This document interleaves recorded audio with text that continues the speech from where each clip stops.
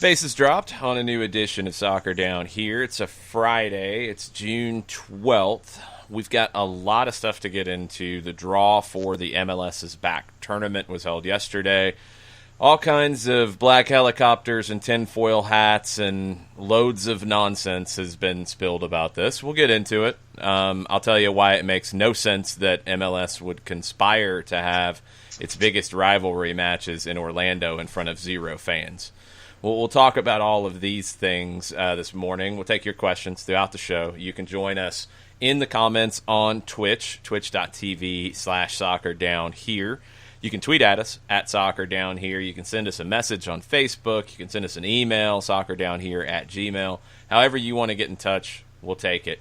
Lots of stuff. In addition to MLS, Coppa Italia is back today. Our friend Nick Alifi is probably anxiously awaiting Milan and Juve this afternoon. Second leg of the semifinal. The other semifinal, Inter and Napoli, is tomorrow. And then the finals next Wednesday. That's all before Serie A comes back next weekend. As we know, next Wednesday is when the Premier League is coming back. They are completely in line to do so. Leagues below that, there's some questions. There's some talk about what next season could look like because they don't know when they're going to have fans in the building. Spain, they're pushing forward with talking about having fans in the building sooner rather than later. All over the place, all across the board. We'll try to make some sense of it as best we can. But, John, why don't we start with the MLS draw? We got 6 groups and some interesting stuff that came out when the draw happened yesterday. Well, no, the interesting stuff came before the draw happened. And MLS made a big mistake. MLS should have announced that Inter Miami was in the group with Orlando when the tournament was announced. There's no reason not to announce it then. If you're going to set that up, and hey, that's within your purview. Look, this is a made-up tournament. This is a tournament that didn't exist before Wednesday. Had been talked about, but it didn't exist publicly until Wednesday. This has never happened before. So if MLS wants to put Orlando and Miami in the 6-team group, so that's the kickoff game, fine. Just announce it up front so it doesn't create hours upon hours of nonsense. Because that's where we are, and this happens with anything related to Major League Soccer. It's the same stupid stuff that always comes up. I think it was a huge overreaction. I think it was completely overblown, but it was created by MLS because MLS could have announced that up front. They should have announced that up front. If that was the idea from day one, that should have been announced from day one, and that's fine. It's not a big deal. It doesn't change anything competitively. The groups are actually pretty well balanced.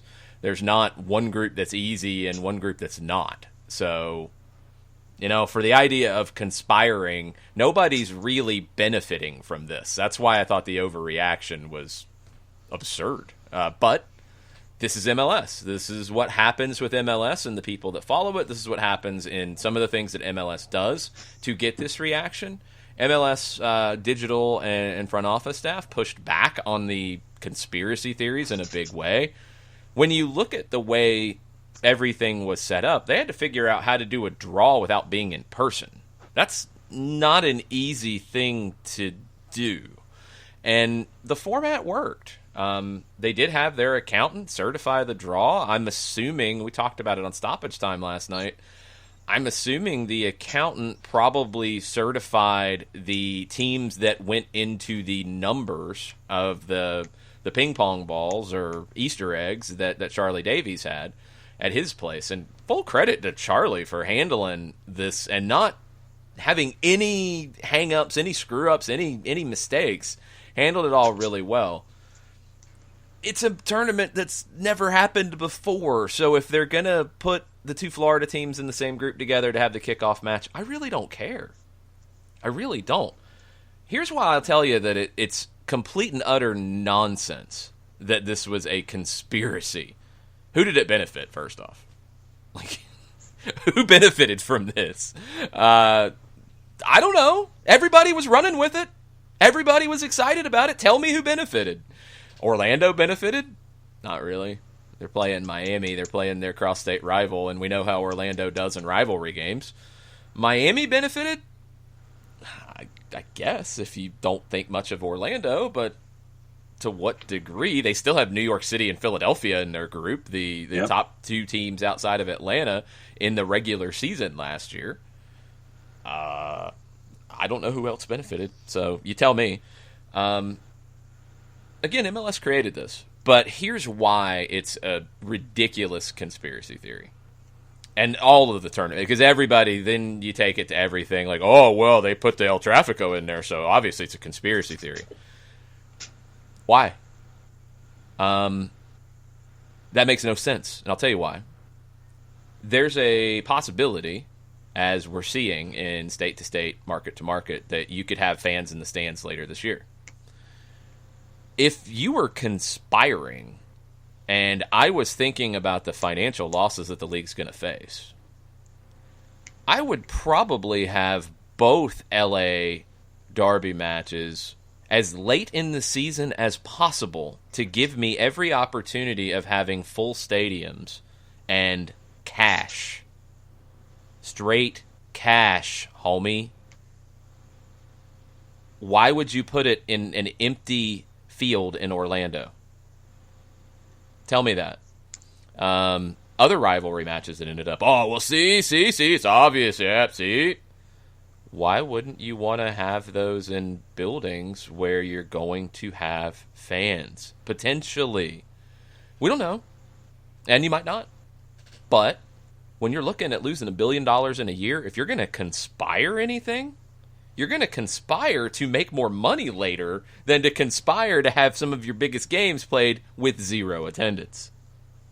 If you're going to conspire to make more money this season, good on you. Do it.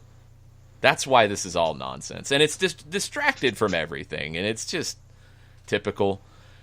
But like I said at the beginning, and I want to make this clear, the conspiracy theory stuff is nonsense, but MLS created that seed because they didn't announce it up front that Miami and Orlando were in the same group. Now, John's over here grinning like a Cheshire cat, so go ahead and bring in the black helicopter like you like to do. Actually, no. What I was looking at were the rivalries, and for those watching on Twitch, I have my groups here on a sheet of paper. And although I will get into the black helicopter references in a moment, you have whatever they're calling Orlando and Miami. What is it, the Turnpike Tussle or whatever? Who called it that? I've never heard that in my life. I haven't heard of a rivalry name for this thing yet. So you made it up? Just now. That's yours. Literally, at this All right, very credit second. OSG Nelson when that one sticks. So in Group A, you have Orlando and Miami. Mm-hmm. You have NYC and Philadelphia, which is not a rivalry. No. You've got just two good teams, but not a rivalry. In Group C, you have Toronto and Montreal, the Canadian Classico, or whatever you want to call it. I wonder, wouldn't you like to have those games in Canada? Perhaps. Just a thought. Twice. Yeah. In Group E, you have Hell is Real. Wouldn't you like to have those games in Ohio? Perhaps. Maybe. Group B, Vancouver withstanding, you do have a Cascadia. You have Seattle. The weaker of the Cascadias. You do not have Portland and Seattle in a group, and you do not have Hudson River Derby in a group either. So if you're just putting all the rivalries in because you want to play rivalry games with no fans in the stands because you don't like money, then, well, you missed a couple.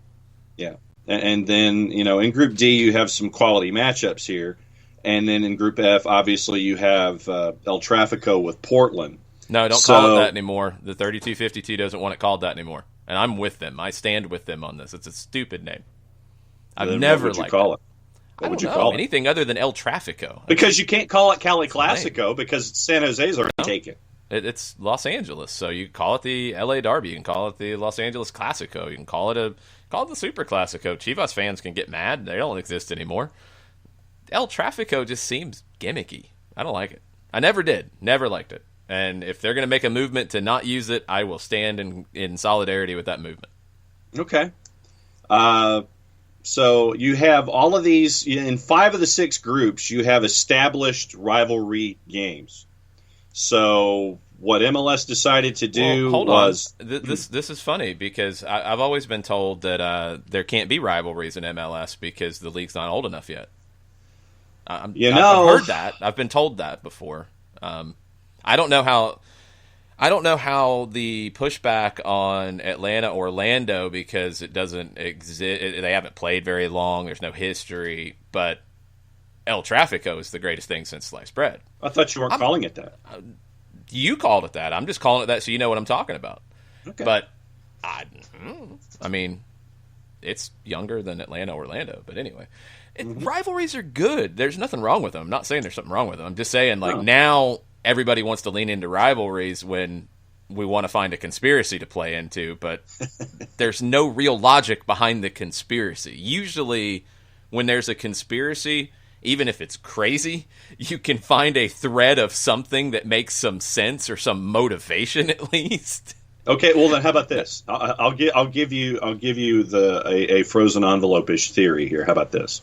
Okay, that MLS wants to have these rivalries on this product so they can draw in viewers that they would not necessarily have had to expose them to these rivalries, despite the fact that you're losing your shirt this season and everything that you're presenting out there.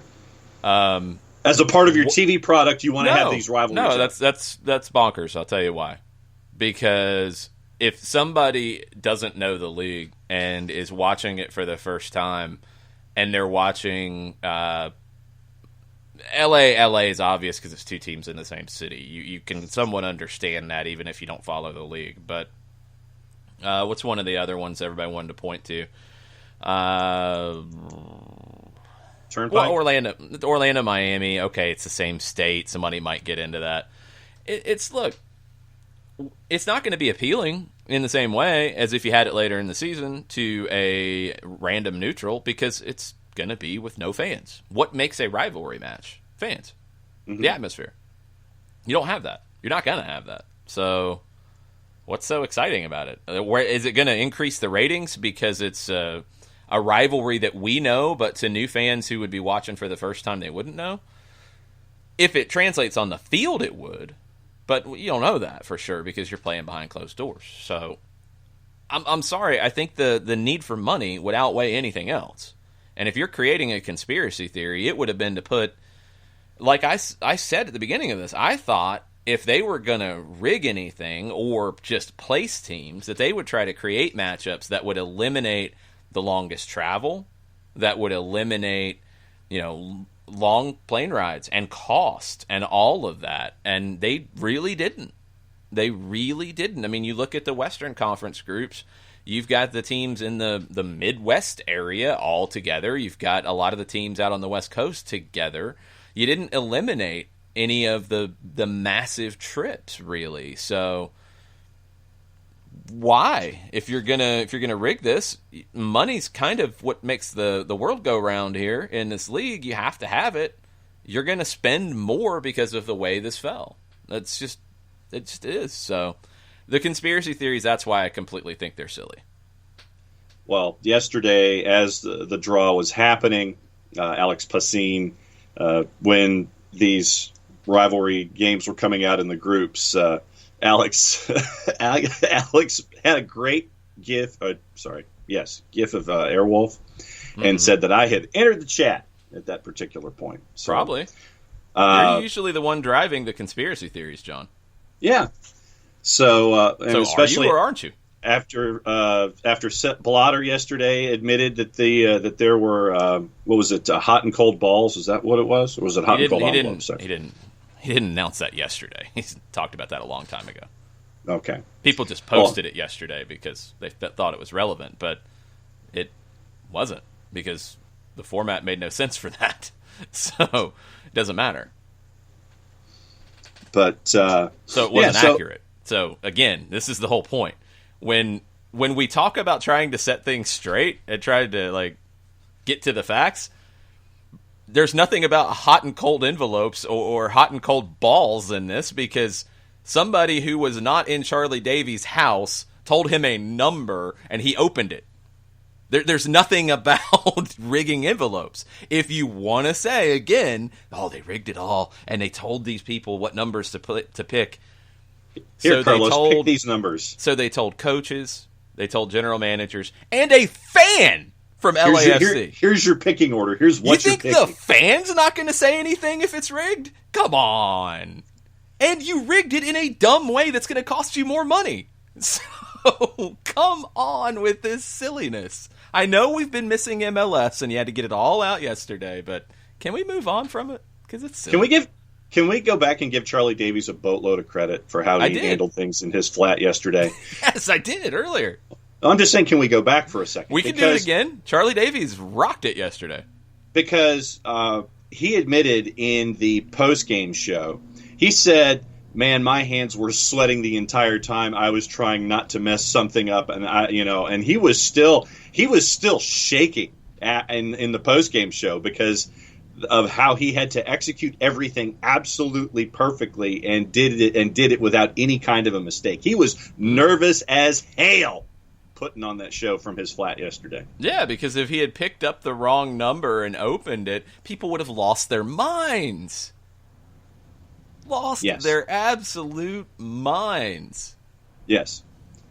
So, but yeah, it was well done by Charlie Davies yesterday. Well handled, and you got today, right. By the way. Okay, thank you. But yeah, so kudos to Charlie for handling it the way that he did, and we now have the official hashtag. What cup did we refer to it as yesterday? Which one did we accept? A whole new World Cup? A whole new World Cup from Tofka. We'll see if that sticks. I haven't seen any traction on it. Tofka might need to get to hashtagging. Yeah, get to hashtagging. Obviously, we got some comments from folks, so let's go ahead and start hitting these. Joey Logan's yelling at me. He says, accept it. It's unique and different. The LA Derby is playing vanilla. Just come up with something else. El Trafico's, it's unique. Unique's not always good. So, it's different. As the Orange County kid on this show, Joey, I'm with you. I like El Trafico. Because there's traffic in Los Angeles. That's why. There's traffic everywhere. It doesn't even Los Angeles isn't even unique with that. So no. If you have two teams in Atlanta, you better call it El Trafico because traffic here stinks too. Yes, it does. So the two teams in New York, they could be called El Trafico because traffic's not good in New York. That'd be the standstill derby. Whoa. It's silly. I think it looks cheap. That's why. Until there's a better name, that's I'm going the to go key. with El Trafico. That's the key. I'm not going with El Trafico, but that's the key. And if the fans aren't accepting it, because that's what we always talk about here, right?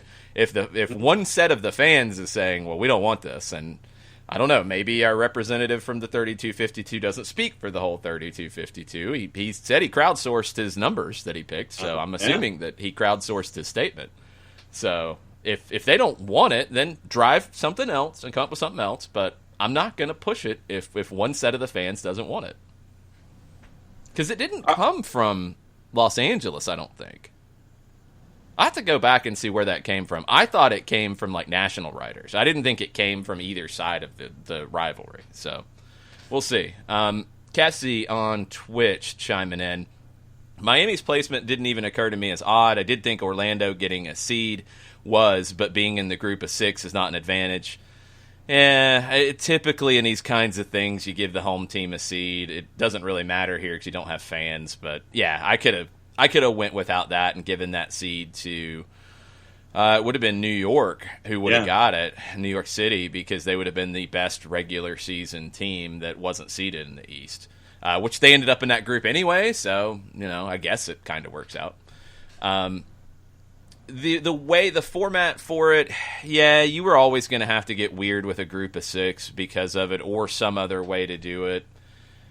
It is what it is. I mean, you weren't going to have guest teams to make the numbers work, and you weren't going to leave anybody at home. So you kind of had to go with something strange.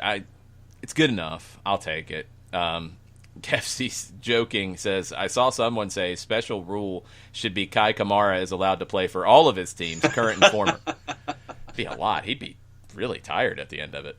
All-time Kai? Yeah. Kessie also says, any idea on players likely to miss out due to health or family concerns? Carlos Vela's on the list. We haven't heard an update. His wife is expecting. Jordan Morris was mentioned by Don Garber specifically, and we haven't heard anything there yet.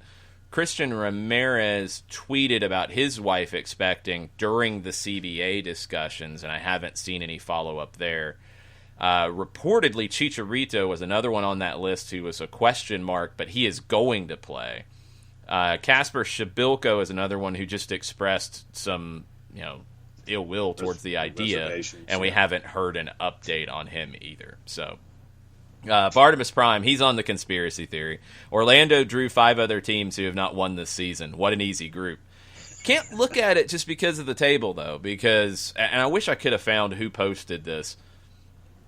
Out of those teams, I think there were only 3 games that those teams played at home. So it was a very small sample size. Most of their games have been on the road. New York City is dealing with CONCACAF, for example. I don't put too much into it. I mean, that group for me, New York City and Philadelphia are the clear favorites in it. I don't think Orlando has any advantage in anything, honestly. I think it's NYC and Philly, and then maybe a battle for third. And I don't know who's going to get that. I don't know who's going to fall into that spot. Because Chicago is better than I expected in the first 2 games. They were decent. Nashville's new, and they're figuring it out. I don't know how far along they are in that process. Same for Miami, although Miami has more raw talent. But they have some big holes, and they don't have a whole lot of depth. And this is going to be a test of depth. Orlando, I think, will be better this season, but did they get derailed? Does this extra preseason in a way help them and help Oscar Pereja? I don't know. We'll have to see. I don't think it gave them any kind of clear advantage because New York City and Philly are there, and they're better teams. They're flat out better teams than Orlando. Bernd Dursberger asked about when the schedule game times will be announced. I'm surprised they haven't already. I thought they would have it ready to go pretty quick, and if it was all rigged, then of course they would have. So there's another one to put in that column. But I think a lot of it's going to be for TV because all these games are going to be televised on one of the national TV partners, so you've got to arrange things a little bit to suit them. So you now have some games that you identify looking at this thing that you want to get on as many, as high profile of a spot as possible. So, do you want to put the LA match, do you want to put that as an 8 o'clock? Do you want to put that as a 10:30? That's a question. I don't know. I don't know which way you want to go. You'd probably love to go 8 o'clock with it, but would that hurt you on the West Coast? Would you rather go 10:30 for the West Coast audience? What games are you going to put in those 9 a.m. slots? Because there's not a ton of them, but those are going to be high profile. I don't think they're going to put all duds in the 9 a.m. slots. No. I think they're going to put some big teams in there to try to make a big deal of it. So who are you going to put in there? How are you going to arrange this? Are you going to put, as I said yesterday, if you're going to put an Atlanta United game in there, put the Red Bulls game at 9. I'll absolutely take that Red Bulls game at 9 for a couple reasons. Will the Red Bulls press be awake? Will they be as locked in, or will they be a little more disconnected at 9 a.m.? And we know, because of the way those two teams play, you can create a lot of friction with that kind of game. You could create a lot of hard challenges, a lot of pushing and shoving, a lot of stuff that could be really interesting for a neutral, a lot of stuff that could get the emotion going in that match. And then you follow it up with whatever ESPN is going to do wrapping around the game. That would be one that could be a fun one to have, because it's two teams with different styles. So I think it could work really well. They're going to make sure now that they have the matchups, they're going to make sure that they schedule it to get the most bang for their buck with the TV partners. So they haven't said when. I'm guessing if we don't see it today, earlier in the day, I think we'll see it Monday. That would be my guess, is they'll get it all finalized over the weekend. Taka says, if you're FC Cincinnati, you got to be pissed. Also, yeah. MLS gets hell is real and the Canadian rivalry just by chance. Shrug shoulders emoji. I'd have said yes for sure an hour ago. That was from yesterday, first off. So let's Yeah. make sure we're talking when this is being said. And I've already talked about Tofka and talked to Tofka. And again, why would you play a Hell is Real derby with 0 fans if you're making a choice? You'd kind of like to have a full Nippert stadium in the last time that'll be played at Nippert. And you'd like to have a full Mopfre stadium in the last time it'll be played there. So, just saying. Doesn't really make a whole lot of sense to play it behind in 0 fans in Orlando when you could play it in front of fans later in the season, possibly. We don't know that, and we'll have to wait and see, but this is why MLS hasn't announced the rest of the schedule, because they want to have every opportunity to have people in the building to make money. It's just a fact. As we'll talk about later, you've got leagues around the world who are looking at their schedules for next season and saying, well, we can't start until we have fans in the stands. We're not going to have the money to do that. So let's hold the start of the season. So for MLS, they want to have as many people in the building as possible. You're not going to throw your best games if you are not doing it as a blind draw. If you are doing it, to get the most out of these games, you're not going to throw them there. Kefsey says, do these matchups displace later season games, meaning they won't let them happen again? I don't think you're going to see Columbus and Cincinnati 3 times. So I think it's going to displace one of them at least. And that's the thing we don't necessarily know, because what we've heard is 18 games is the plan coming out of this. 9 home, 9 away. It doesn't necessarily work out to where you're going to play everybody home and away. That's why I think there's no chance of playing teams 3 times. You're not going to then double up these rivalry games, I don't think. You might do it just to say, look, these are the games that are going to make the most money, and we have to do it this way. And, yeah, it's not even. That's why we're going to have an extra playoff team or whatever they end up doing with it. Maybe that's the way they go. I would assume they don't, but this season is being created out of thin air. And it's going to be created with every possibility to make as much money as possible. So if they go away from that, then I can't begrudge them for it. But I don't think they're getting the benefit that people think they might be getting by having these games in Orlando. I don't think they're... Columbus, Cincinnati, for example. You know it. I know it. We're hardcore MLS followers. Does your average sports fan in Texas know anything about that or have any care about it? Because, like we talked about last year, you talk about rivalry names. Most people are going to hear that and say, what in the bluest of blue hells are they talking about? Because that makes no sense. Because if you don't know the billboard, it makes no sense. Mm-hmm. If you're not clued in, it makes no sense. So what is that game? What's the value of that, really? Not much. Nationally, outside of the soccer base, even inside the soccer base, are the Cascadia fans, clamoring and chomping at the bit to watch Columbus and Cincinnati? They didn't last year when it was on TV. Just saying. Let's be real about it. And before we're going to throw everybody under the bus and dump tinfoil on them, let's make sure we know what we're talking about. I think it's a compelling match for MLS fans. But are you going to put it as a super high profile game and put all your chips on that one if you're doing this tournament? Not really. So, just saying, it's a good match for this, but it's not that big of a deal. 4-Card Ahmed was up early this morning before the show started. Are the black helicopters still out today? I'm sure they are. I'm 1,000% sure they were out yesterday. The Miami versus Orlando press release, 1 hour before the draw, shrugged shoulders emoji. Too many rivalries in the group for just a random, in quotation marks, draw. I didn't watch it live, but in all caps, I don't know, man. And then a coincidence? I think not, GIF. And then he's got a second sentence afterwards. But that's what I'm saying. Think about the opposite. What do you gain by throwing these games? Unless you're just going to say, you know what, the schedule, we don't really care about any balance. They're still going to play their games in venues when we might have fans, and that's just what we're going to do. And you might play 8 or 9 of the teams in your conference this season because of the way this worked out. If that's it, then fine, whatever. But this idea that putting Columbus and Cincinnati in a group is going to change the paradigm of how many people watch this tournament is a little bit of a stretch, I think. We have to be realistic about it.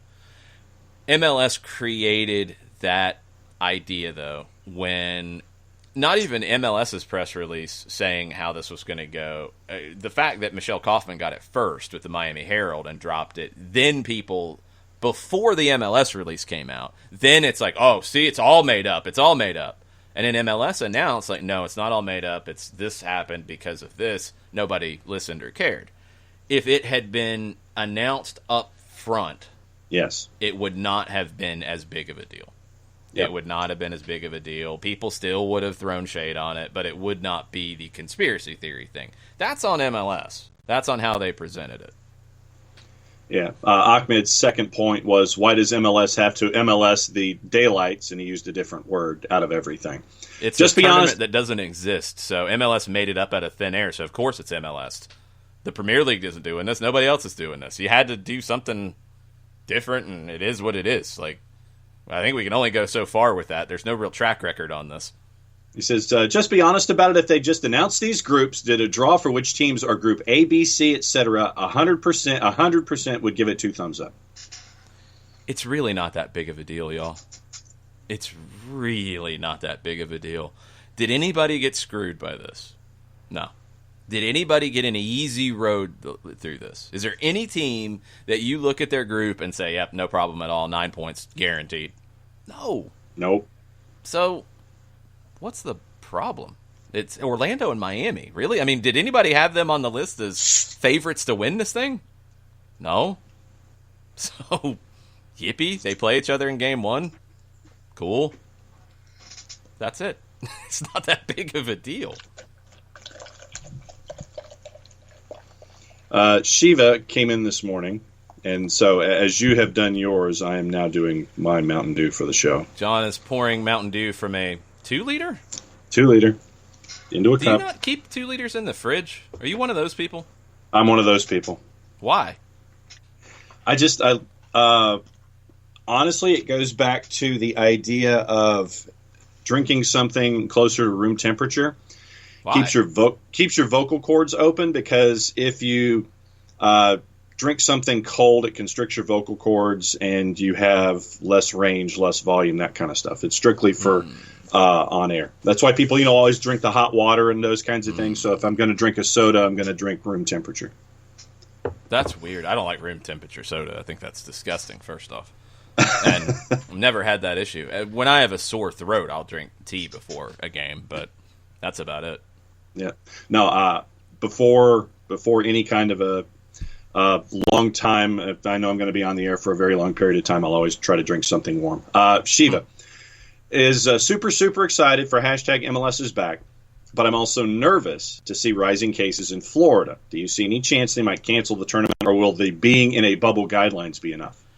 I think the being in the bubble guidelines are enough. I really do, because think about it. Let's think about this logically here. So there were, 300 cases in the county yesterday? Mm-hmm. 300 new cases in the county yesterday. Or was it 300 total cases? I don't remember. I think it was new. Okay.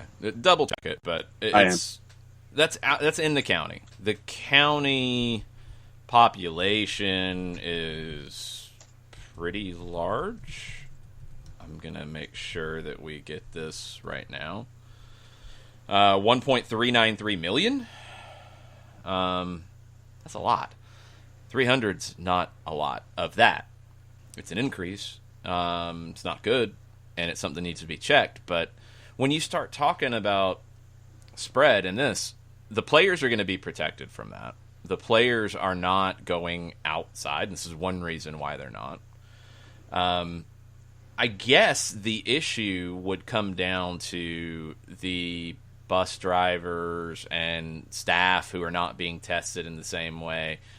Do you need to think of solutions with that? There are solutions.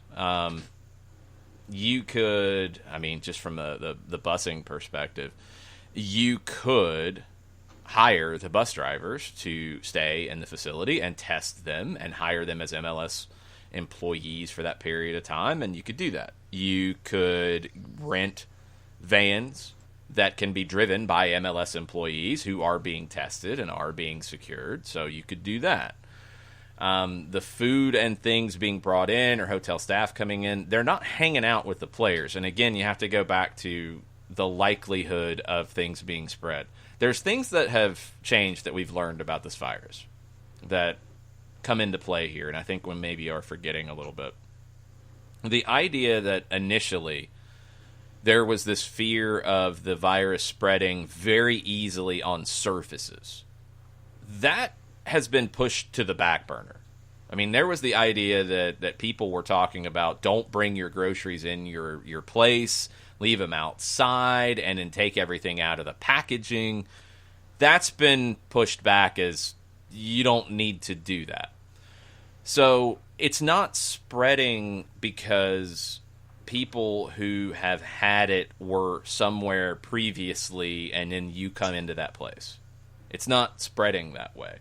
Unless they're going to spit everywhere and you touch it, because it's spreading through that. And that, with the droplets and all the conversation about this, the likelihood of catching it if somebody has it goes up if you are around somebody for an extended period of time.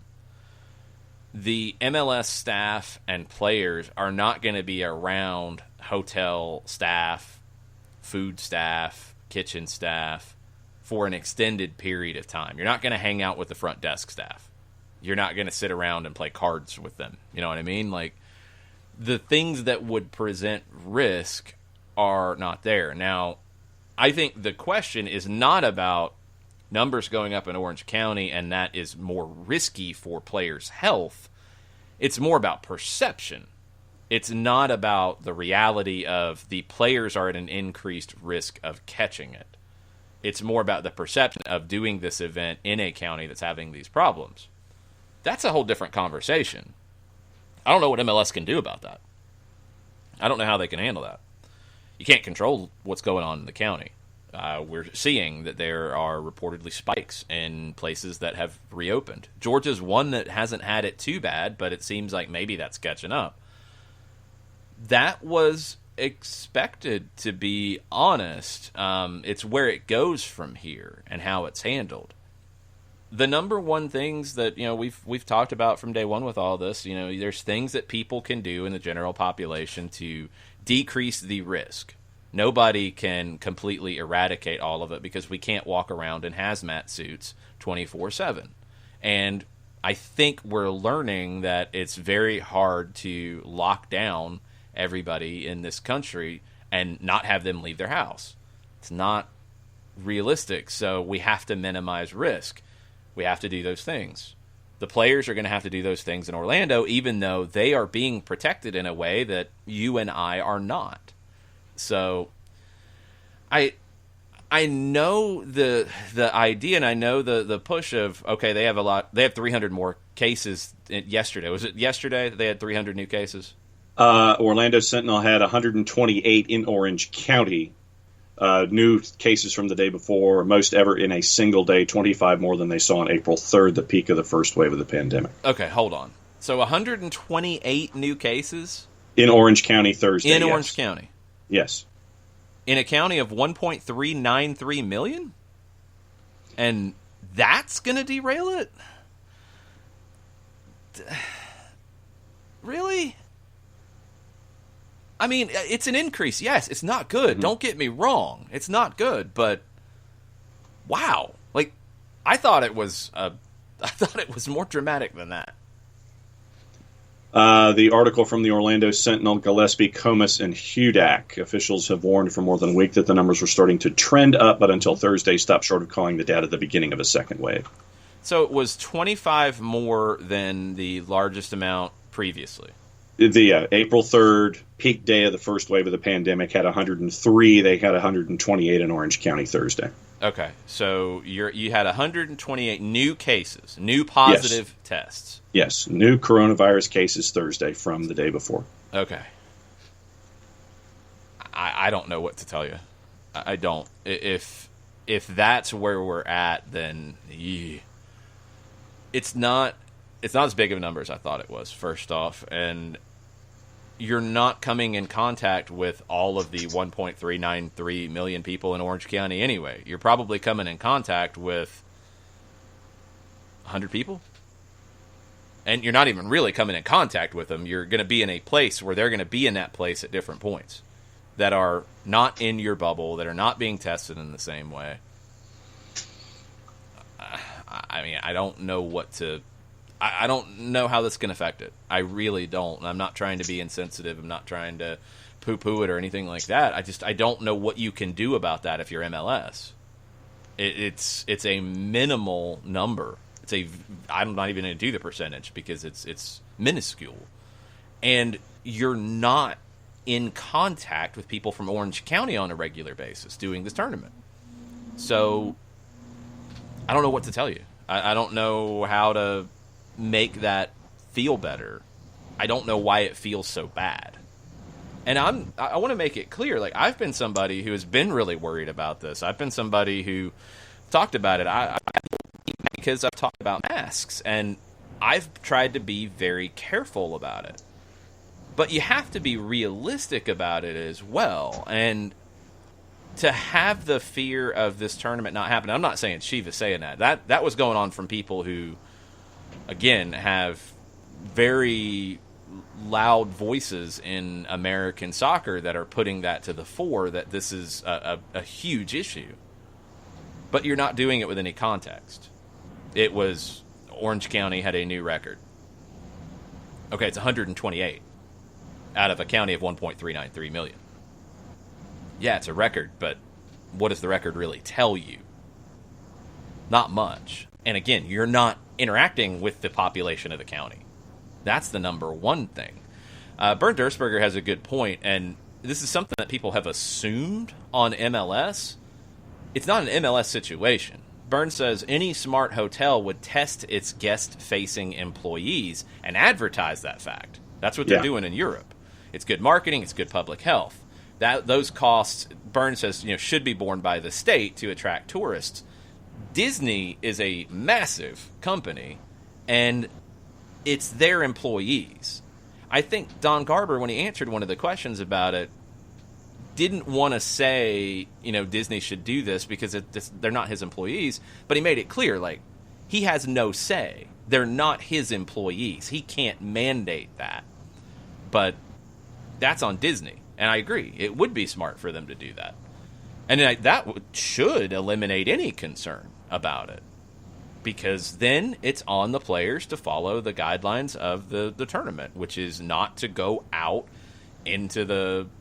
not go hang out at the shopping mall. Don't go hang out, at the local bar, club, whatever. That's part of this. But 128 cases in a county of 1.393 million, that should not stop this event.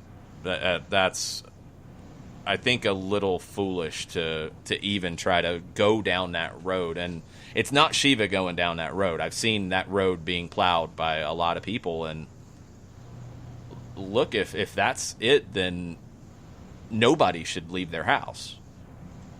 And the people who are saying that, I'm sure, are not doing that. You know what I mean? Because we have to. You have to minimize risk. You have to do the things that are smart. But come on, that's a little much. Nathan Pugh using an overreaction Friday hashtag. Says, color me biased and hopeful, but I believe Atlanta can defo get out of the group. I'll even say I expect them to win it, and depending on how the bracket plays out, I believe they can win the whole thing. Parenthesis, I want CCL again, also up the Reds. Yeah, I mean, I think you look at that group, and Atlanta is a favorite in it. It's not a guarantee. I mean, if you're looking at coming into the season, how I felt about those teams, it'd be Atlanta and Columbus. That would be the two that I would mark down. Red Bulls are difficult in some ways in this type of format because they know exactly how they play, and they're fully prepared to play that way. There's no questions about tactics for them. But then you wonder, how do they hold up, and is their fitness strong enough to handle it? So there's questions on them. Cincinnati, it's Tom's first time with the team. They're better than they were, but there's a huge question about Jurgen Locadia. His loan's up June 30th, and they got to make a decision on, can they extend it without buying, or do they have to buy on June 30th? We'll have to see. It's June 12th. If they don't have him back, then they're not going to be the same team. We are going to see some roster moves from teams. Miami's already said they're trying to add players. You're going to see, as Sam Stejskal pointed out, some homegrown signings, some USL signings, because teams are going to want to be as close to 30 players for this as possible, because you're going to need it. If you're going to play games every 4 or 5 days in the heat, you're going to need it. And you have the ability to have 23 on your game day roster, so you want to take full advantage. So I think Atlanta is the favorite in the group. I don't think it's a lock. I don't think it's an easy group by any stretch, because Red Bulls, we know, styles make fights. That's a good fight. Cincinnati has not been a pushover for Atlanta, and they're going to be motivated with a new manager. Atlanta should be able to handle that. Columbus won't be easy at all. Columbus beat you twice last year. One game was in a monsoon. The other game was in your building, and you got beat. And Columbus is better this year. They don't have as many injury issues. They've got two of the best outside backs in the league, and Milton Valenzuela and Harrison Offal. Jossie Zardes is a goal scorer in this league. He's the best American goal scorer in the league in the last few years. He finishes a lot better than you think he does. And Lucas Zelarayan. You've got one of the best signings of the season. So Columbus won't be easy at all. They're going to be a difficult opponent. I think those are your two favorites in the group, Atlanta, Columbus. Tafka is thinking for the Battle of the Angels in Los Angeles, a Revelations derby. I think I've seen it at least make the rounds a little bit about something, Angelino, Classico or whatever. Maybe there's something there. I'm not sure. I like that, though. I like playing down that road. I like that better than, if you're going to go to something Los Angeles related, I like that better than traffic. Katie Weaver says, also full credit to Carlos for keeping a straight face when Charlie drew Group E, then Cincy for Atlanta. She's currently mulling the Turnpike Tussle as a Florida derby, and she doesn't hate it. Could be the new action at the Fraction, hashtag unmute John. And that's a temporary. It sounds like an action at the Fraction kind of deal. That might be Paul McDonough calling you to yell at you for coming up with that nickname. Exactly. So that's my guess. Are you going to check it? I was trying to figure out who it was. It's Paul McDonough, I'm telling you. Yeah. Paul, hello. Paul's like, that name stinks, John. We don't want that. Yes, pretty much. The Colonel, by the way, thinks that El Tráfico is perfect for Los Angeles. Cheap and tawdry without respect, with a nod to bad traffic and a large Hispanic population. The 3252 taking their lead from Bob Bradley, who's vocally against it. Atlanta has traffic, but not among the 10 worst in the country. Shrug shoulders emoji. They can do better. If Bob doesn't want it, if the 3252 doesn't want it, if one team doesn't want that as the name of the rivalry, that should hold some weight, I think. So I'm going to back him. Joey Logan likes the I-95 derby. Yeah. Anytime you go by the interstate that links the two cities, that's always a safe bet. I like it. And then Katie is back to muting me after I said that I drink lukewarm Mountain Dew during the show. I knew I liked Katie. Yep, that's 100%. I mean, are you pouring it like in a cup with ice? No. That's gross. It's already cold. But it's not cold. You said it's not cold.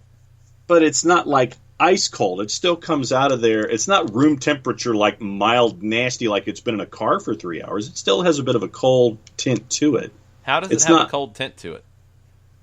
Because you said it was room temperature earlier, actually. So now I'm really confused. But But if the room is in air conditioning and you're like 60-something degrees, then it's the temperature of the room. It's not 32 like it's been in a fridge or anything, and it's not 85 or 130 like it's been in a car all day. It adapts to the temperature of the room, so I guess it's like in the mid-60s or something. So you're also not being accurate, because I've seen you drink it out of when it's been in a car for a while. So. And it was nasty, and I ended up probably spitting it out and saying it was warm, and then threw the thing away and bought another one. I got nothing. This is what happens sometimes. It makes no sense. This is what goes on in my head when those kind of things happen. Now I hit the rim. It's boom, click and go back this way. Boom, here, click to go that way. That's my brain when this stuff happens. Geometric genius of rebounding, Dennis People Rodman. are yelling at you for using tint as a temperature term, John. I was still blinded by the rest of it. Tint, bent, something like that. Tint is not a temperature term. Fine. Whatever. And then resting. A couple of public service announcements this morning. What do we got? Chris Ashley is saying a shout out to the Greenville Triumph match to the Triumph to benefit COVID relief. Tickets are $10. Today's the last day. Very close to their sellout goal. I believe it's $40,000. I think is what they're chasing. Very cool. So, yeah, Greenville good stuff. is doing some good things in their community, trying to keep things going, and I believe USL might be coming forward with announcements next week, hopefully. You've got, working dates right now. Yeah. July 11 in the championship, July 18 in League One, but it sounds like there's still some conversations to get finalized with the players. Sure, there's some conversations to get finalized with scheduling and what that looks like, but we've seen multiple teams in the championship and League One announce that they will have fans in the stands and are selling tickets. So, loosely, not selling tickets to an individual game on an individual day, but there's talk about having fans in the stands in the USL. So, keep an eye on it. I mean, this is where I know we get bogged down in details sometimes, but there's a reason for it. If you were going to have fans in the stands in Orlando, that's where it would be an issue with what's going on in the county, even though 128 cases and 1.393 million is not a lot. That's where you'd be worried about it, though.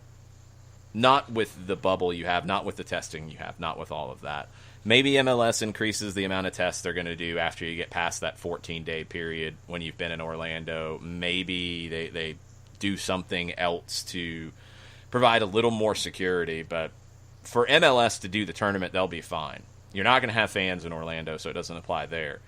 When you start talking about fans in the stands in USL markets and in MLS markets later on, that's where those numbers worry you a little bit. And that's where I do wonder if we see some markets, some areas have fans and maybe have to pull back as things go, or steadily increase, or fluctuate.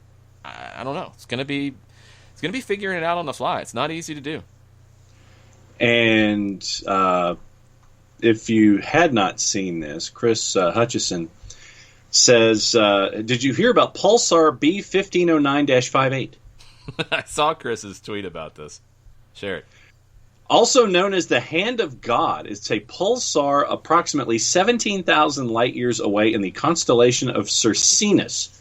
The combination of rapid rotation and ultra-strong magnetic field makes B1509 one of the most powerful electromagnetic generators in the galaxy. He enclosed a photo and says, look what they did for Maradona. I like it. So,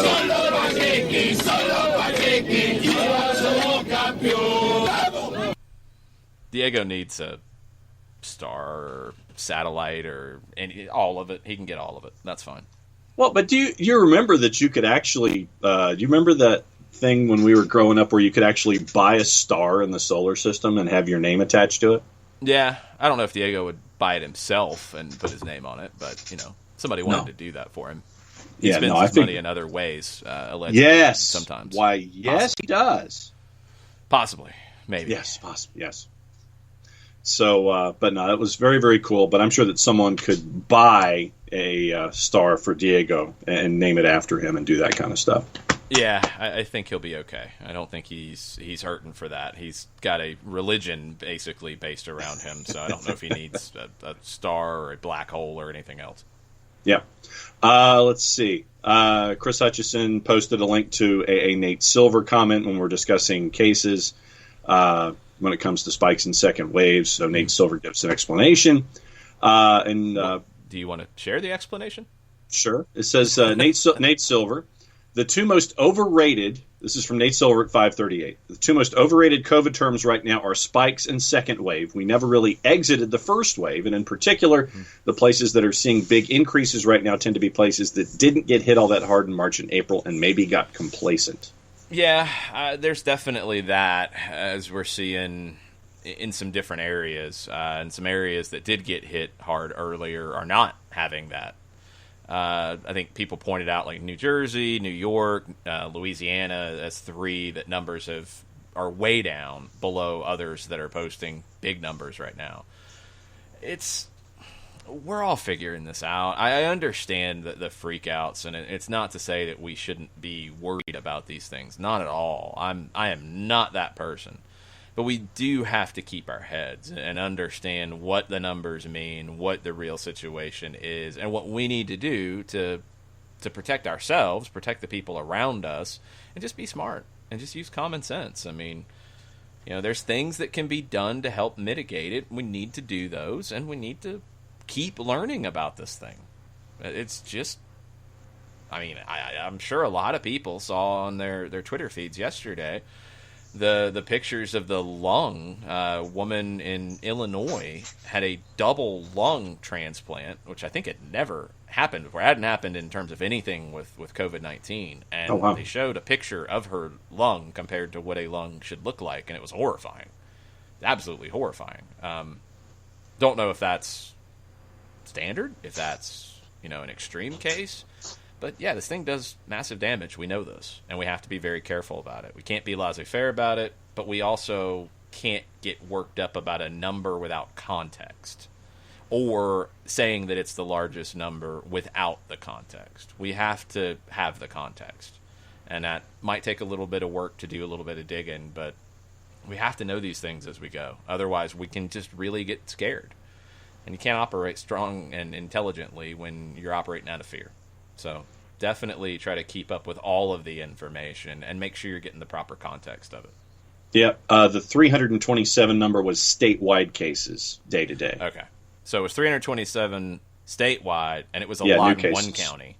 Yeah. And in that county, it was not a 25%, 25 more than the largest number previously, but it's 128 of a county that has 1.393 according to 2019. So yes, that's the context. That's what you need to know here. You need to keep an eye on it, need to be careful, and I'm sure MLS is, because if you read through the protocols that they have for this, it's strong. It's a lot, and they're doing more testing in the lead up to this than any other league in the world.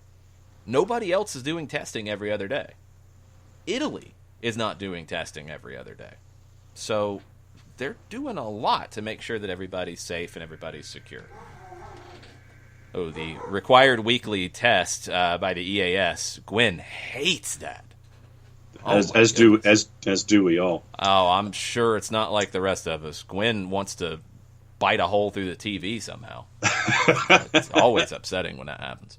Approve. And the Airborne DJ finishes up hour number one. Tom Russo says we need to be clear about cases, and he puts that word in quotation marks. Is that just positive tests or illnesses? Also the true. Prevalence of tests could account for increased positive cases, which would be no cause for concern.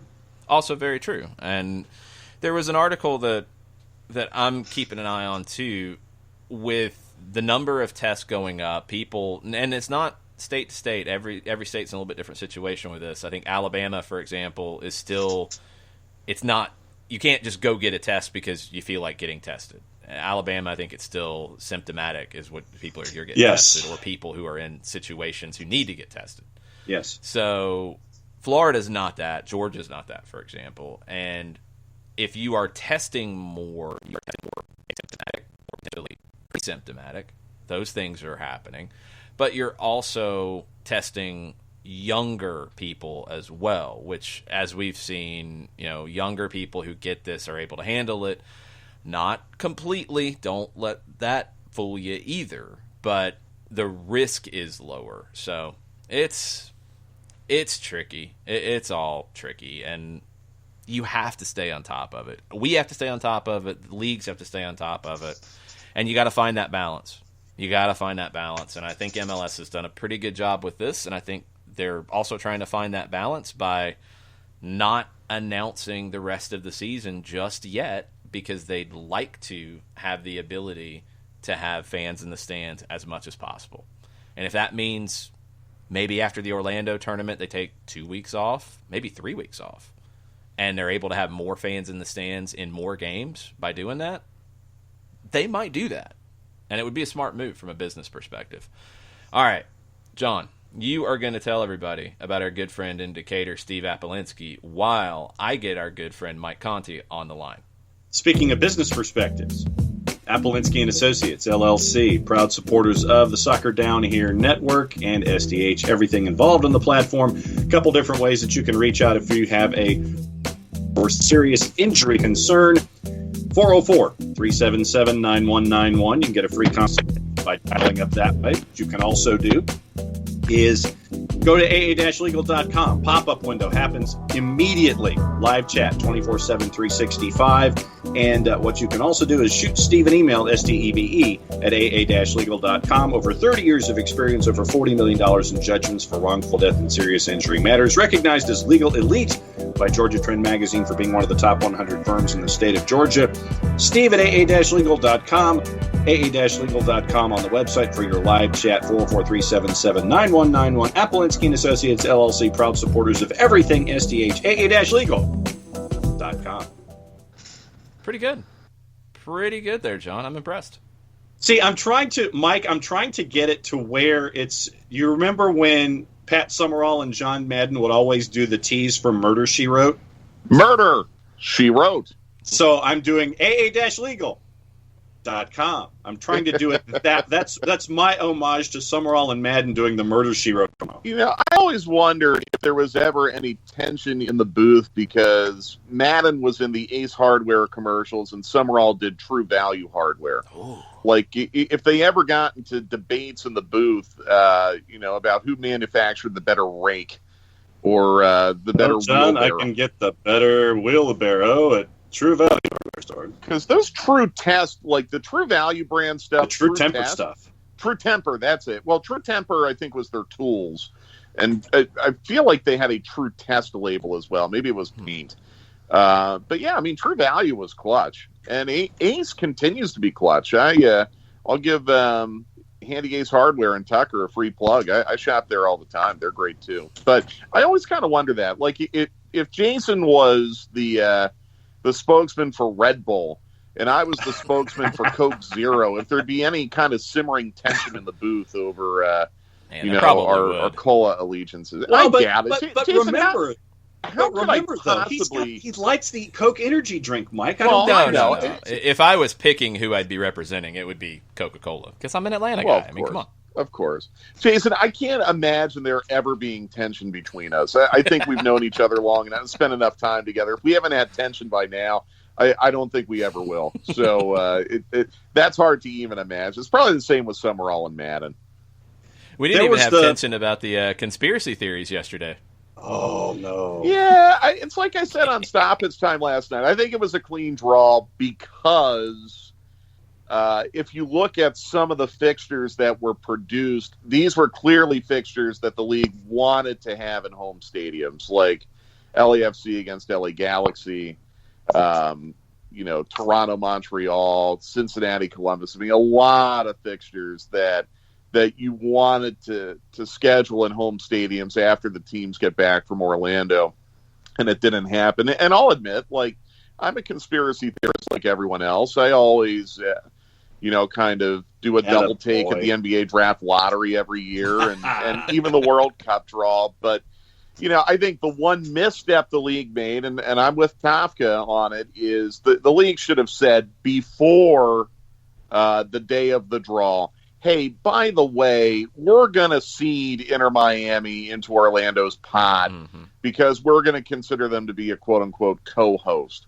That, I think, was the only kind of slight misstep the league made because, yeah, I mean, when you say we're going to do a blind draw today, but 90 minutes before you're going to leak to the Miami Herald that this is the first game, it is going to open the door for people to question the integrity of the draw. No. So I get it. But I think it was a clean draw. I really, really do. And I thought it was well executed. Like I said last night, you had more than 10,000 viewers on that thing at one point. That is a huge, huge win for the league. Huge win. Middle of the afternoon when people are at work, and you have that many people watching Charlie Davies open up Easter eggs. That's a really, really good sign. And there might be elements of what the league did yesterday, and there might be elements in this tournament that the league may want to try to replicate in some way down the line in a future season, because I think this is going to be a lot of fun, and it's off to a very fun start. Mike, we looked at the groups as they were coming out yesterday. None of these groups is a real picnic, and Group F is hell on wheels. I think Group D might even be harder than Group F. And I agree. I mean, Group F is crazy. But I look at Group D. You've got the top three teams in the West in that group. Colorado, a lot of people have forgotten because it was literally 3 months ago. Colorado won their first two matches. Looked really, really good. Finished really well last year, too. Exactly. It got really hot at the end. Almost snuck into the playoffs. A lot of people forget that. Yeah. And then you have SKC, who I think could potentially win it all this year. Real Salt Lake, and Minnesota, who I think has a really good chance at coming out of the West this year. That's a brutal group as well. And honestly, I think, in the East, you probably had some more balance. But I look at Group D and Group F in the West and kind of shake my head because, at least two of those teams that we just mentioned, if you go Colorado, Kansas City, Minnesota, Real Salt Lake, the two LA teams, Houston and Portland, two of those teams at least are going to be out before the knockout phase even begins. That's nuts. That's crazy. And I'm going to be really fascinated to watch how those groups play out. I think in the East, again, you could argue, all right, Atlanta United got a decent draw with Cincinnati, Columbus, Red Bulls. I can see Atlanta United finishing anywhere from first to third in this group. The only group that I think is a little more manageable of the six that were drawn is Group A, just because you have both expansion teams and Orlando, who's practically an expansion team. Just kidding. Just kidding. They're going to be much better this year. That's but this is a playoff. You said the magic word, so you did. Yeah, you never outgrow it. Group A, like if Group F is the group of death, then I guess Group A is the group of life. But it's going to be a wild, zany, unpredictable tournament. The fact that you only have 3 group stage matches and you're going to have a lot of teams moving on to knockout means your tiebreakers are going to be really important, which, as I said yesterday, you're not going to want to turn off a match in the 70th minute if it's 3-0 because teams are going to be going for goals scored and goal difference. And every goal scored in these group games is going to count, even if you lose 4-2. Those 2 goals you score are going to count big time because you have such a limited amount of time before you get into the knockout phase. So I'm really excited for it. But yeah, those 2 groups in the West are. We're going to have great fixtures, great matches, which is a win for the fans. But man, if I'm an LAFC fan, and I don't know if Vela's going, and Jason, I thought, made a really good point on stoppage time last night about the way Portland may want to try to play in a tournament format. If I'm an LAFC fan, I am really, really nervous today. Really, really nervous.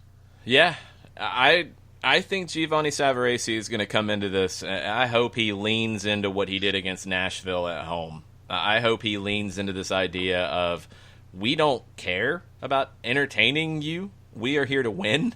And if that means we score a goal and we park every bus we can find on the Disney campus in front of the goal. Laredo Garage. Hey. That's what you got to do sometimes.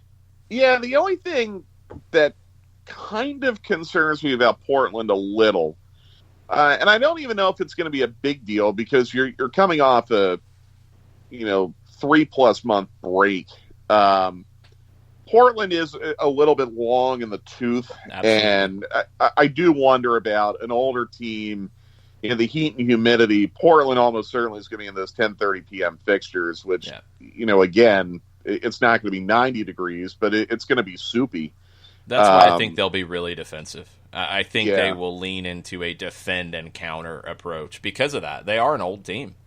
They're an older team that is going to have some problems with that, and you look at some of the younger teams in the league. Atlanta is one of the younger teams in the league, and with the amount of time that they're going to have to prepare, I feel like Atlanta's in a really good spot. To update people on what we know about training at this point, San Jose confirmed to season ticket holders in an email yesterday that the team would travel to Orlando on the 24th. So they're going to go as early as they possibly can. Houston returned to training yesterday. The Red Bulls did as well. Philadelphia starts full training today, and they're still in Delaware. And Columbus received approval yesterday, but we don't know when they're actually going to start. Maybe today, maybe over the weekend. I don't know. Yeah, and, of course, we already know New England, Atlanta, Kansas City, Miami have – I think Miami has started. Miami started. They started Wednesday. So, I mean, you're probably not going to have a ton of teams going to Orlando on the 24th. You'll have a few. I would presume I'm going to make an assumption here, guys. I don't have any information. I'm going to assume your 3 Canadian teams will probably be going down there early. I would assume Chicago. They had a lot of trouble getting things started there. They may go early. I would be shocked if Philly went early. Philly still can't use its training ground. I mean, they're going 5 minutes down the road into Delaware. But, I don't think you're going to have a large number of teams going to Orlando on the 24th. But, again, huge edge Atlanta United and teams in groups E and F. The L.A. teams, Portland, Houston, obviously Atlanta, Red Bulls, the Ohio teams. Huge edge. I mean, you get to spend an extra week at home. You don't have to go to Orlando until the 5th. This is the outcome that Darren Eales said on Dukes and Bell Wednesday that the club was polling for. They really, really wanted to be drawn into Group E just to give themselves that extra time. And also, on the back end, potentially minimize the amount of time they would be in Orlando if they went all the way. Right. If they went all the way, they would only be there 5 weeks. So it's a huge, huge plus. I feel bad for San Jose and feel bad for the other teams that have to go on the 24th. I mean, you could be talking about almost a solid 2 months down there, but them's the breaks, unfortunately. You could be an NBA reporter. Oh, yeah. Well, yeah. By the way, look, I know firsthand how challenging it is to cover the NBA and spend all that time on the road. I think there are quite a few out-of-work sports journalists right now who would gladly trade places with the NBA reporters who have to confine themselves within a 50-square-mile radius of Walt Disney World for a couple weeks. No doubt. I think in general, all sides need to soften the rhetoric a little bit about how tough it's going to be in the bubble. It's not going to be easy, and I acknowledge that, but there are 40 million people out of work right now. I think, at least from my perspective, I'm bummed out that we can't be on site, but I'm glad we're going to be working. And I think all sides involved with everything in the NBA and MLS might just want to take a deep breath and reduce the complaining a little bit because there's going to be a point pretty soon where the optics of that won't be good. A lot of fans are really, really excited right now. And that's something that I think all sides, players, coaches, owners, journalists, everyone, referees, everyone who's going to be involved in this thing, you're going to want to embrace that excitement. I think it's very important. That leads to a question from Tesco from Twitch, asking if you've ever had to call a game for radio in a studio, not on site, and do you watch games at home and call them to practice? Yes, and yes. We did the Motagua road leg from a studio. The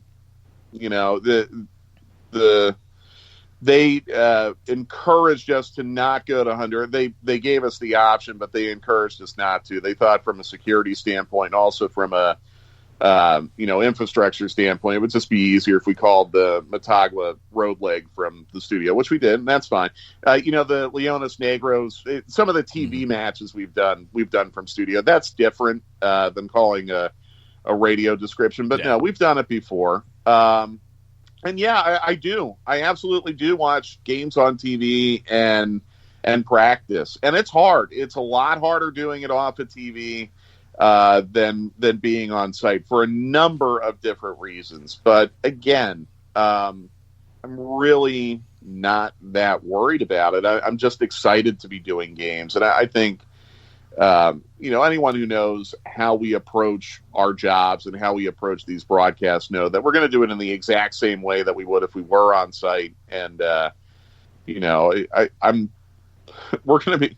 In our case, it's going to be 123 days between broadcasts. There will be no lack of energy or excitement for me to get on the microphone in a studio environment and call the game that way. I do hope when this is over, we get back on the road. I really do hope that, because it is different and it's much easier, and I think it produces a much better broadcast when we're on the road. But it's not in our control right now, and that's fine.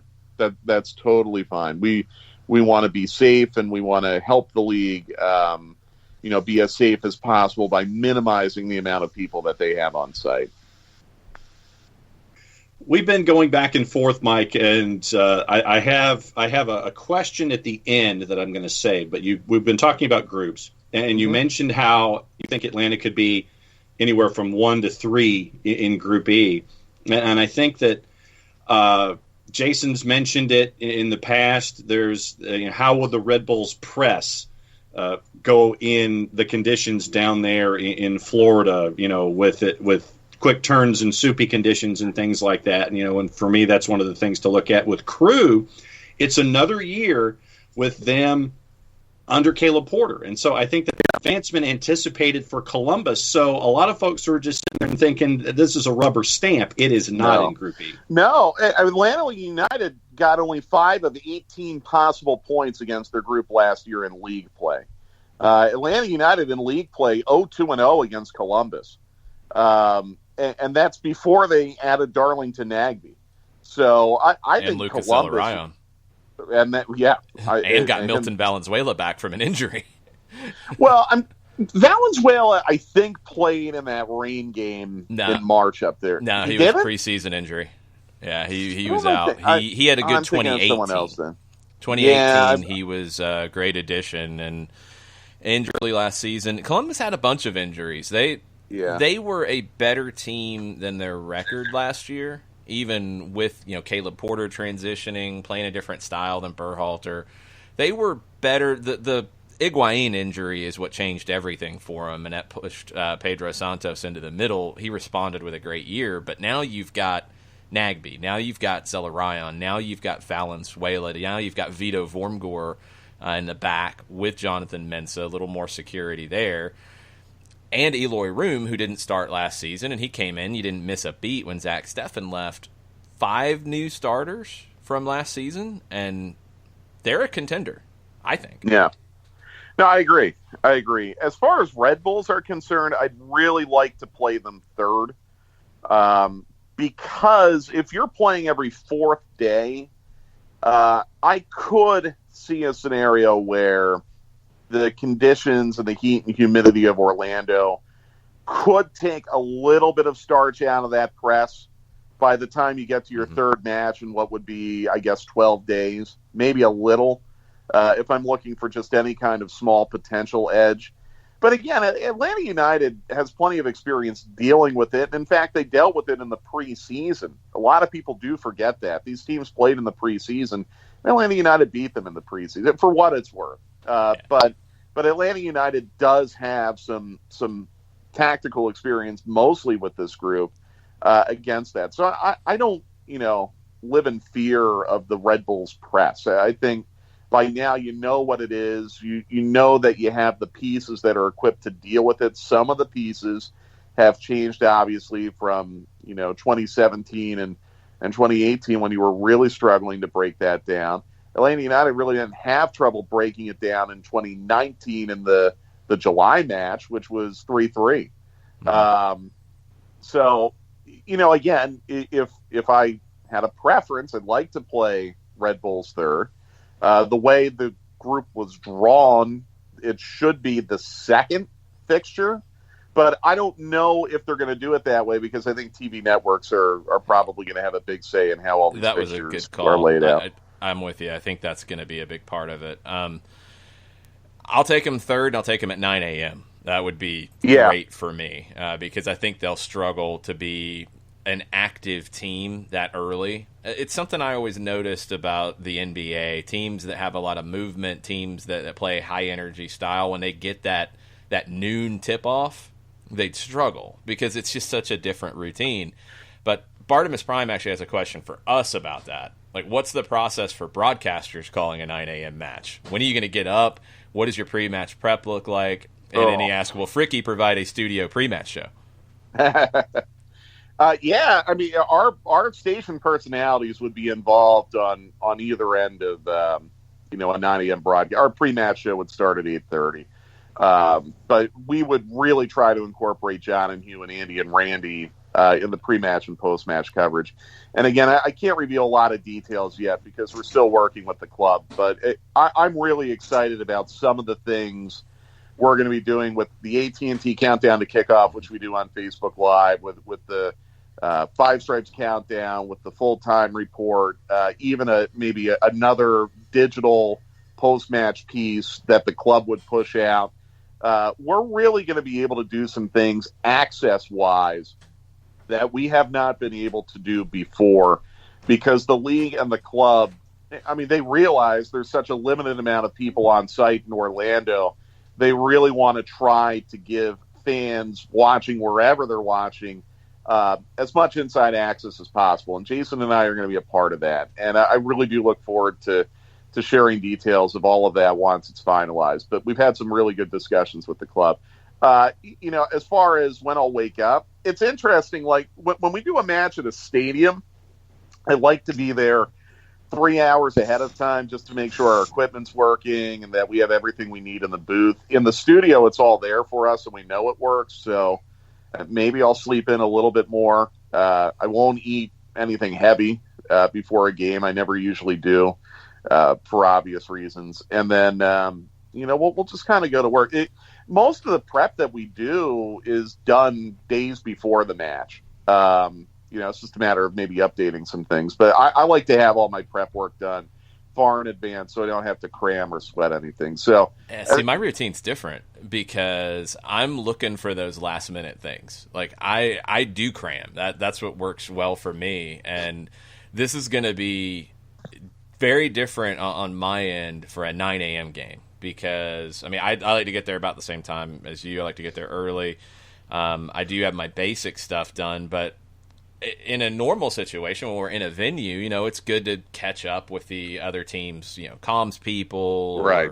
or their announcers. We know a lot of them now, so you have a chit-chat. You pick up a couple things that, maybe somebody was struggling in training with an injury, little things you might not know that help you as you do the match. We're not going to have any of that.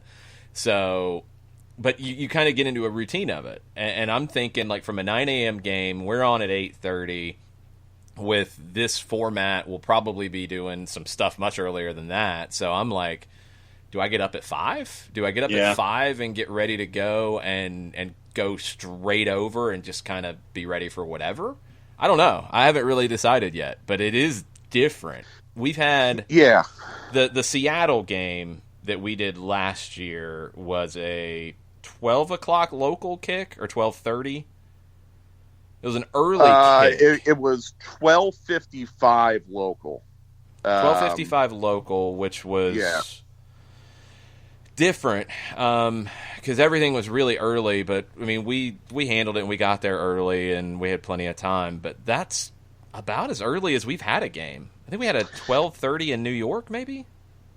And I think that New England playoff game we had this year may have been 12:30, but I mean, you're right. That that's about it.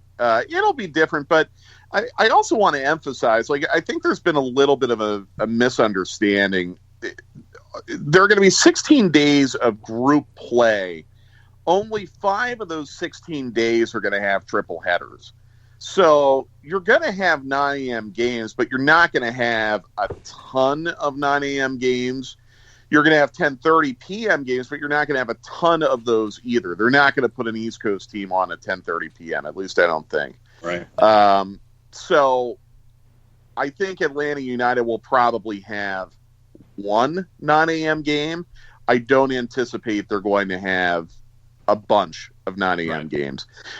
It's also my understanding, and I don't know if this is 100% accurate, but this is what I was led to believe, that the 9 a.m. games would be played on Saturday, Sunday. That they wouldn't necessarily be weekday fixtures. Again, ESPN looking to have something on when Fox has Bundesliga on and NBC on. So when we talk about, we could have John and Hugh on before the game and maybe after. Well, if it's on a Sunday, no, we wouldn't do that. We would probably do something else. So I think we're probably going to get the schedule today. I was actually expecting to get it last night. I'm assuming we'll probably get it today, and then we'll really be able to find out. But I embrace the opportunity to call a game at 9 a.m. I think it'll be fun for us because it'll be different. But I also think it'll be a really cool opportunity for the club to have a match on during morning drive when people are in their cars. And I think it's a great opportunity for the league because these 9 a.m. matches will be shown in the middle of the afternoon in Europe and at night in Asia and at a time in the States when there's not a lot else on. So I think it's a positive all around. It's not something that I look at as a negative. Something else that we got into this morning, Mike, were nicknames of rivalries. And this has been kind of heated this morning. Trying to figure out a nickname for Orlando and Miami, that is in play. Mm-hmm. And El Tráfico, thumbs up or thumbs down? Thumbs down. And I'm glad to see that there's been a real groundswell of support over the last day or two to get rid of El Tráfico. I'm done with it. The Orlando-Miami... No, John's got to share his, because he's already put one into the queue on it, and it's a classic John nickname. Took me about 15 seconds to figure it out. The Turnpike Tussle. They are separated by the Florida Turnpike. That is true. We've had I-95 Derby has been put out there. Yeah, Orlando's not on I-95, though. It's not? No, it's not. No. I-95 takes you to Daytona Beach, and then you have to get on I-4 to go to Orlando. I-95 would keep going down the coast. So it would take you to, like Vero Beach and, Cocoa Beach and all whatever the heck they have down there. Man. When I think of Florida, I automatically think of orange juice. I think of palm trees. I think of... it's the Sunshine State, so do you call it the Sunshine Derby, or do you try to play off that a little bit? I'd have to think about it. Sunshine Showdown. Sunshine, that's a murder. That's murder for announcers, though. Yeah, I was going to say, as an announcer, I'm not a fan of that, but as a graphic sounds designer, like a Murder She Wrote episode. Sunshine Showdown. That's good. I like that. Man, I don't know. I really don't know. I'd have to think about that. I'm trying to think of things that are between Orlando and Miami. Yeah, it's a whole lot of nothing, really. 7-Elevens, rest stops. Yeah. It's really not a nice area. If you've done that drive from where the Brave Spring Training facility used to be at Disney World, and you take that drive down to, I know it's the other side of the state, but if you go down to Fort Myers where the Red Sox are playing, or some of those, West Coast Florida cities, there is really nothing going on there. It's kind of depressing, to be honest with you.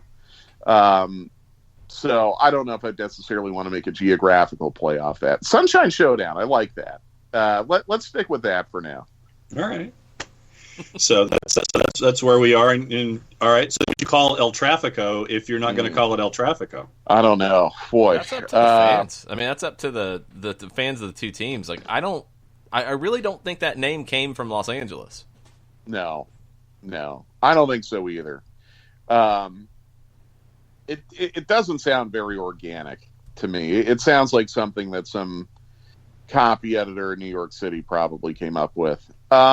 This Cali Classico is taken, so yeah, and it should be. I mean, there's some history behind that. Yeah, you do something Los Angeles based, or you just call it the Classico, or the Super Classico is what they called Galaxy Chivas for so long, and Chivas doesn't exist anymore. So yeah. No, I'm all for that. Doesn't need to have a gimmicky name. No, I agree. I think sometimes we just try too hard.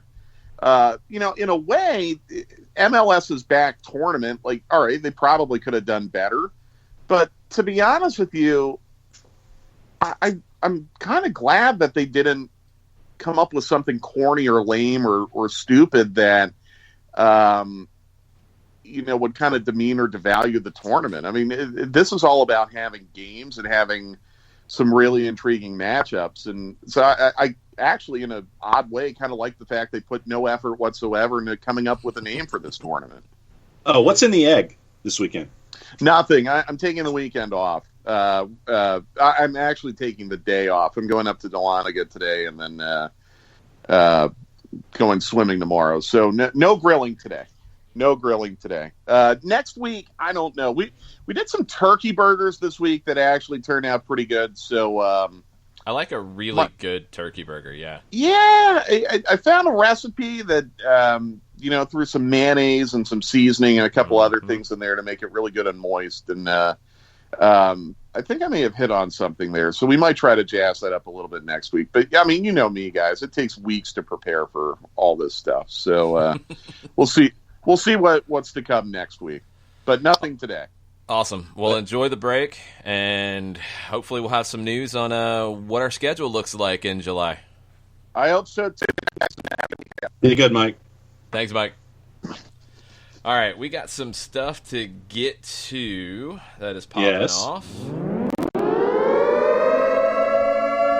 right, we're going to start with this one. Okay. Tom Marshall, Mexico World Cup on Twitter. FIFA still planning to play the Club World Cup in December, which means that confederations need to have champions.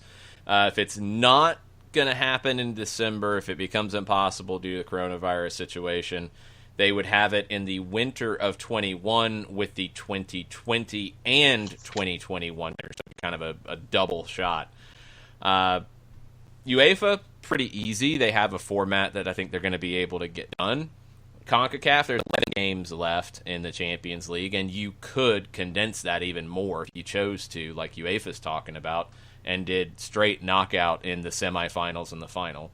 Oceania, 7 games left. Africa, 5 games left. Those can get done.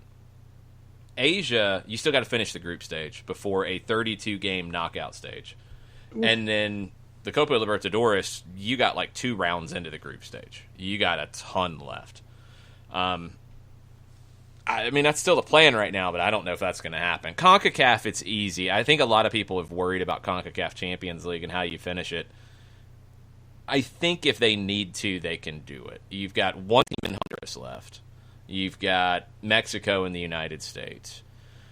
I think you're going to be able to get this thing done. And again, you can condense it once you finish the quarterfinal stage. You could have the semifinals and final in one place over a 3 to 4 day period and knock it out.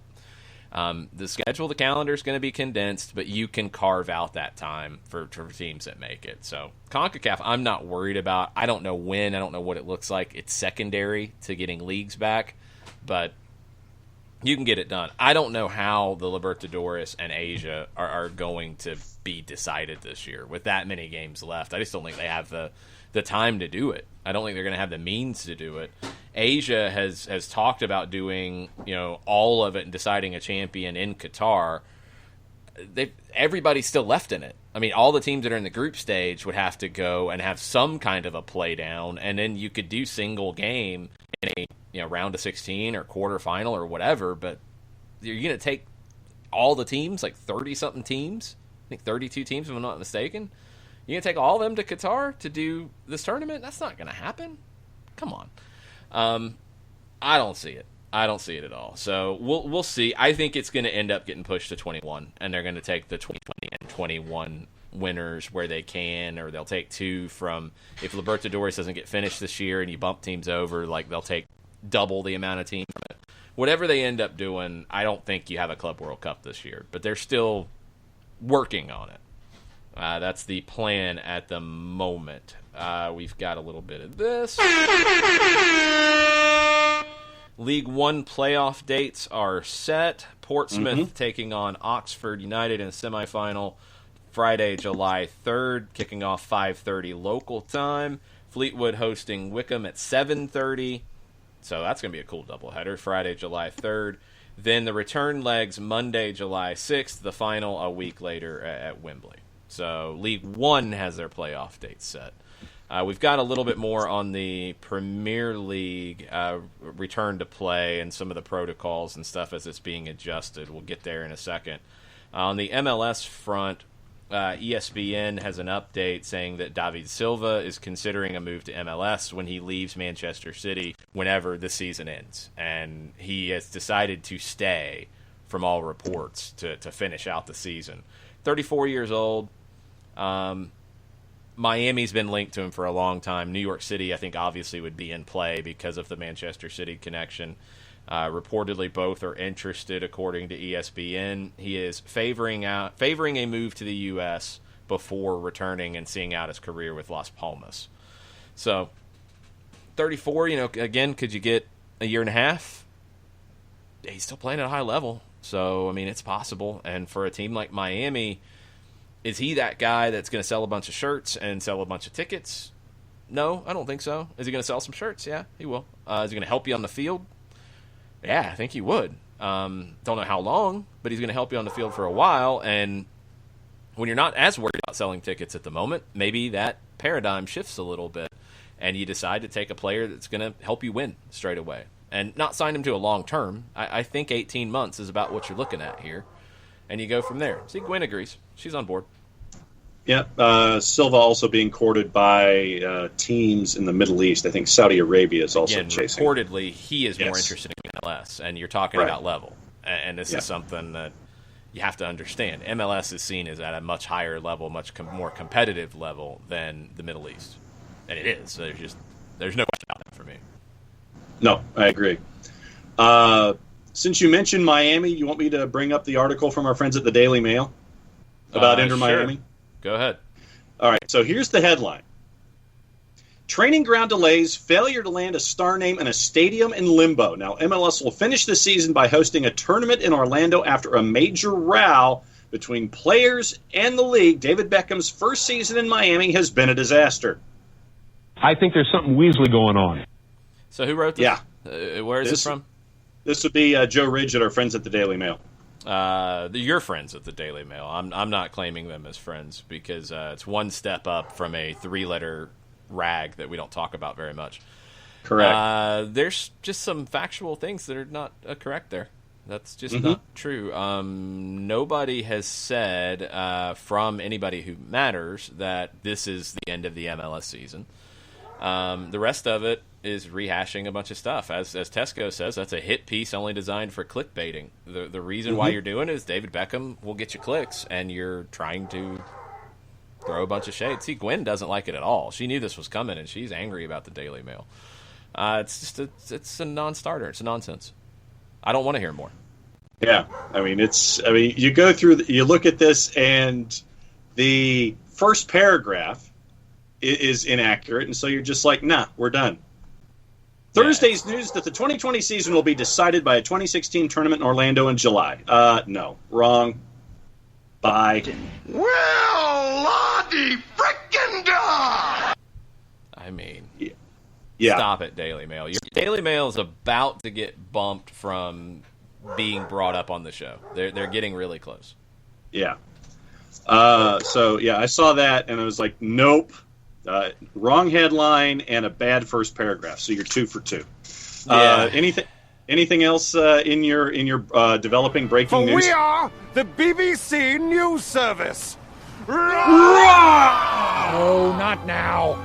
I don't know if this is the BBC. The AP actually has it. I think the BBC probably has a take on this as well. Some updates to the protocols in the Premier League, and this is reflecting the updates that we're going to see in Germany as well. It was mentioned during the German Cup semifinals that this weekend, I think starting today, players will not need to wear face masks arriving at the stadiums, in the dressing rooms, or on the subs bench. That's a change. That's an update. In Germany, that's how it's going to be in England from the start. The other stuff is pretty basic. I mean, you're splitting the stadium into red, amber, and green zones. We've heard this in other countries as well. Around 300 people in the stadium. Everybody will have their temperature checked on arrival. That's all typical. Only 110 people allowed in the red zone around the field of play. All will be required to have returned a negative COVID-19 test in the previous 5 days as part of a medical passport that will see a barcode scanned before they can enter. The medical passport thing's a little different.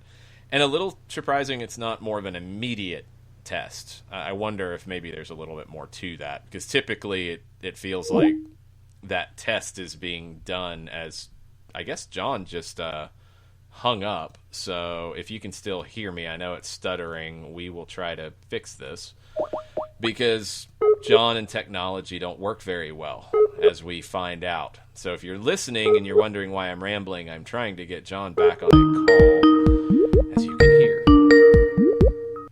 This is the fun of doing a show from home and trying to produce it all. I know on Twitch now you can see me again. Good job, John. Hey, nicely done by me. Yeah, now you sound like a robot. Oh, that's good. Yeah, now your feed is terrible, but it's all good.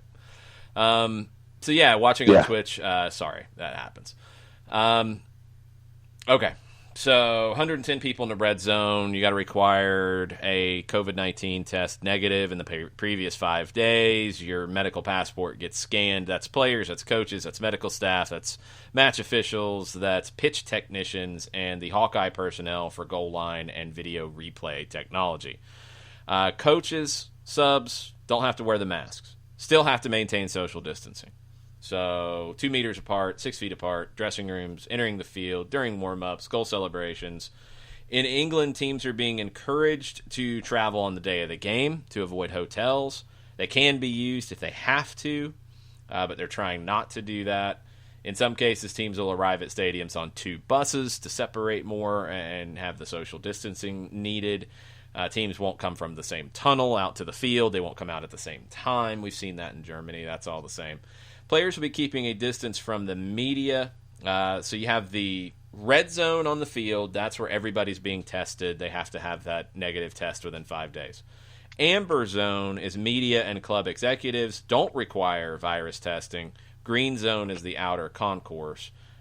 I don't know where media fits in England. I'm sure we'll get an update on that here pretty soon with everything going on. But I would assume they might be in the green, maybe the amber. But they would be separate from the players by probably a good distance. So we'll see. Turner Kirby thinks the medical passport sounds kind of sketchy. This is something they've done in Asia where basically your test results are uploaded, and I think people are having it on their phone. You have it attached to your phone number or whatever, and you show that, hey, I have a test that was passed here. I don't think it's as much for the players as it is probably for the other people, the officials, the pitch technicians, the Hawkeye personnel, who are not, coming to the building every day and training and doing those things. So it's not as sketchy as it sounds. I think it's just a typical way to check it and make sure everybody is good to be in that area where you're going to have less social distancing. Amber zone, you're going to have more social distancing. Green zone, you're going to be completely separate from everybody. So there you go.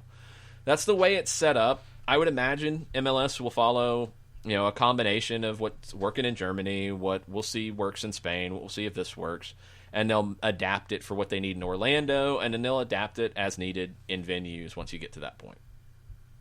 No, sounds good. And Did you see where Mason Mount admitted that he's going to have to, and other players are going to have to watch their mouths from what they say because of all of the enhanced audio that's going to be going on? Yeah, it's no surprise. We saw it on the PGA Tour yesterday. Jim Nantz had to apologize for an F-bomb like 2 minutes into the broadcast.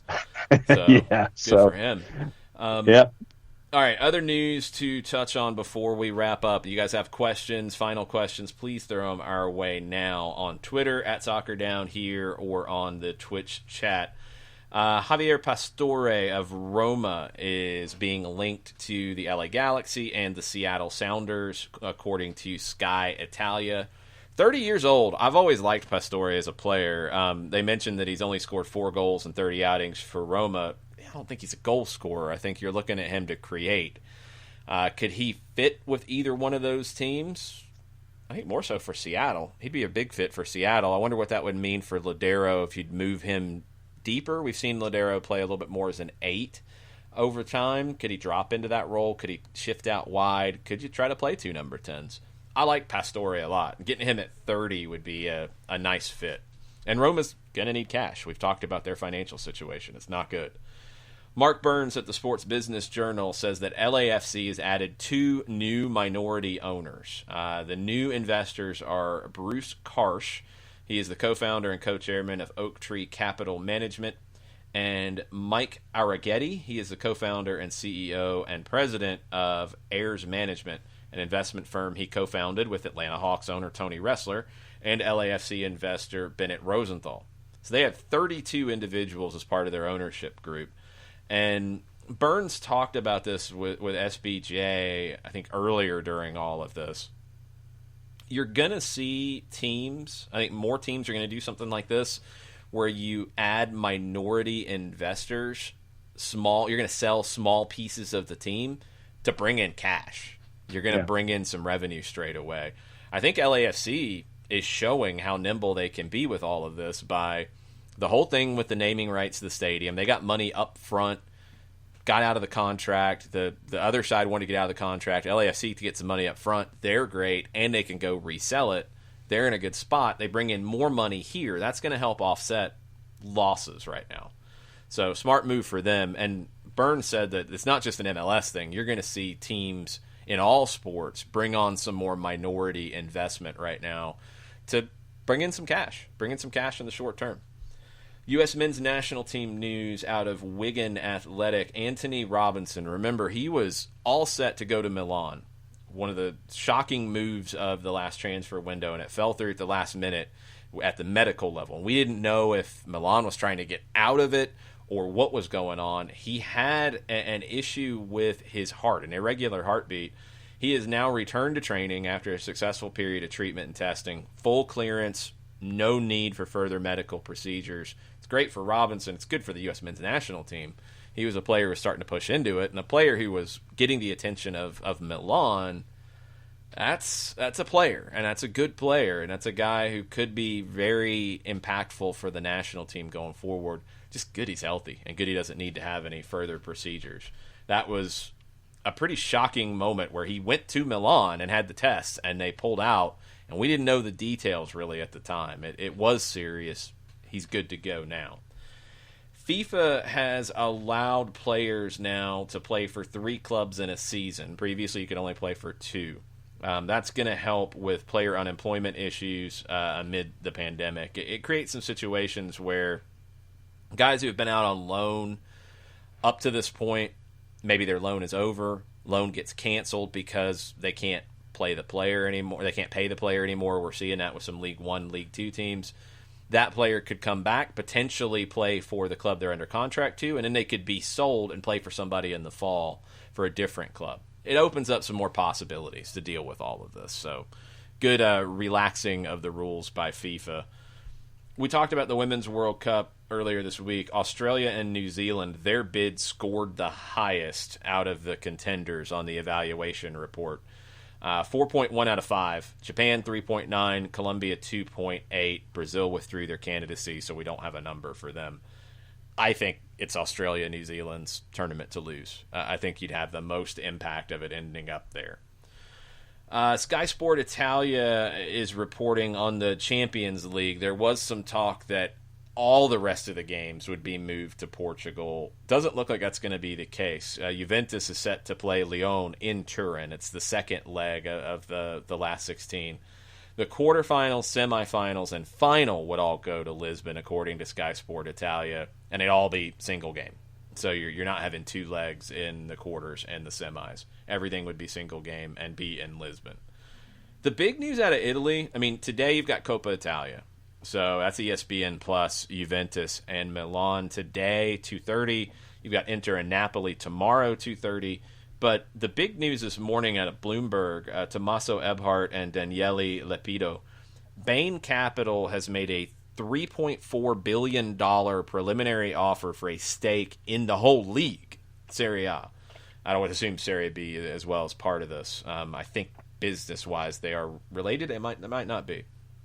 But $3.4 billion. So we talked about minority owners coming in on a team. They're trying to be a minority owner of the whole league. CVC Capital Partners had bid earlier. This is a much bigger bid. The CVC bid was trying to get 20% of Serie A for €2 billion. This is €3 billion. It would help with a lot of things, short-term cash, obviously, but this is a league that they own their own lucrative TV rights. So that's one reason why you'd want to buy in, because you're going to be able to then sell the TV rights and bring in some money out of it. It's the fourth richest league in Europe, according to Deloitte, their latest review of the game published on Thursday. They generated revenue in the last full season of €2.5 billion, 60% coming from broadcasting. If you're going to put $3.4 billion, €3 billion into it, you're expecting to increase those numbers by doing it. It's an interesting offer for Serie A. I mean, they're selling part of the league. That's not really how these leagues are structured, but as we've talked about, short-term cash in Italy right now, they could use it. They could really use it for these teams, because there is a lot of fear about what could happen down the road. That's why they are getting back on the field right now, and Coppa Italia first, then Serie A next weekend. There's a lot of concern. They might have to take a deal like this, even though they'd love to have 100% of their broadcast rights, 100% of all the revenues coming in. They might need the short-term money to get through everything, and that's what we're starting to see more and more. Mentioned the League of Ireland yesterday. They're not able to put the package together to get back on the field right now. They don't have enough money to get teams back on the field. They're trying to find money. The EFL, trying to find money for teams. You got League One and League Two teams who might not want to start next season at the normal time because they don't want to have games without fans in the stands because of the financial implications. Money is becoming a bigger conversation across the world with this, and it's only going to increase. So keep an eye on all these different things. The last one is Australia, and we're getting more details on where things stand. It does come down to money. Foxtel, Fox Sports Australia, has the rights for 3 more years. They have an opt-out because they have not been provided content in 20 days. So they have an opt-out right now. And they're basically holding the league hostage at this point. Their normal deal pays $57 million a year. They are withholding money to finish the season, and they want a new deal for $11 million a year to come back. They're basically holding the league hostage. That's where it stands. Now, they're losing money, but people are pointing out, okay, wait a minute. The rugby league struck a deal with Channel 9 and Fox Sports worth a reported $2 billion. Rugby Australia reached a deal with Fox Sports for a revamped domestic competition that is supposedly lucrative. So people are like, well, wait a minute. You're losing money, but you're putting money in over here, and now you're holding us hostage and not allowing us to restart because you want to slash a $57 million deal to $11 million. They're nowhere near getting back on the field right now. It's about as bad as Major League Baseball. And that gets us to the final questions of the day. Turner Kirby says, the MLB counteroffer to players is expected today. How long after it's reported will it be rejected? 10 minutes? 7 seconds. It's because they're not offering anything. I bet you it's already. No, they're not. I bet you that the release from the Players Association's already been made. I'm sure. And you're going to add a sentence or two somewhere in the bottom, and then they're just going to hit send, and that's what you're going to end up with. They've just been moving the numbers around. Like when they offered the whole thing about more games, but 75% of the prorated, it's like, oh, okay, yeah, that works out. And then you start to do the math, and it's like you're offering the same amount of money. You're just shifting it. Like it's no different. So, yeah, 10 minutes, you'll see that release come out that it's being rejected, unless it's a dramatically different offer. But baseball shooting itself in the foot. Australia, the A-League, is being kicked in the foot and stomped on the foot by Fox. It's not really the A-League's fault here. Fox is just holding it up over there, Foxtel. Bartimus Prime with a question. If Atlanta makes a roster move before the It's a Small World After All Cup, what will it be? What positions need some depth or upgrade? Left back, left wing back? Definitely not left back or left wing back, because you've got George Bello, you've got Edgar Castillo, you've got Jake Mulroney, you've got Anton Walks, who can play, I think, left back in a line of 4. I don't think there is one outside of number 9. I think if you're going to see a move, that would be it. I think you could see a smaller move if you wanted to, but you really haven't had things fall the way that they could have. I really think that if you'd had a normal season, if you had gotten started at the same time and had the Atlanta United 2 games alongside, you would be at this point deciding on homegrown deals for Garrison Butts, for Tyler Wolff. I think those are the 2 guys that are close to homegrown deals. You're going to have to make a decision. Wolff is still in your academy. You're not worried about losing him. Butts has committed to college, and he could go Wake Forest in the fall. You have to make the decision on, do you want him to go ahead and go maybe for a year, maybe for more. You still hold his rights. You're not going to lose his rights, but do you want to bring him in now? He probably would have played a lot with Atlanta United 2 in the early season. He was in the first game. Tyler Wolff was in the first game. I think both would have had time. Will Riley is another one.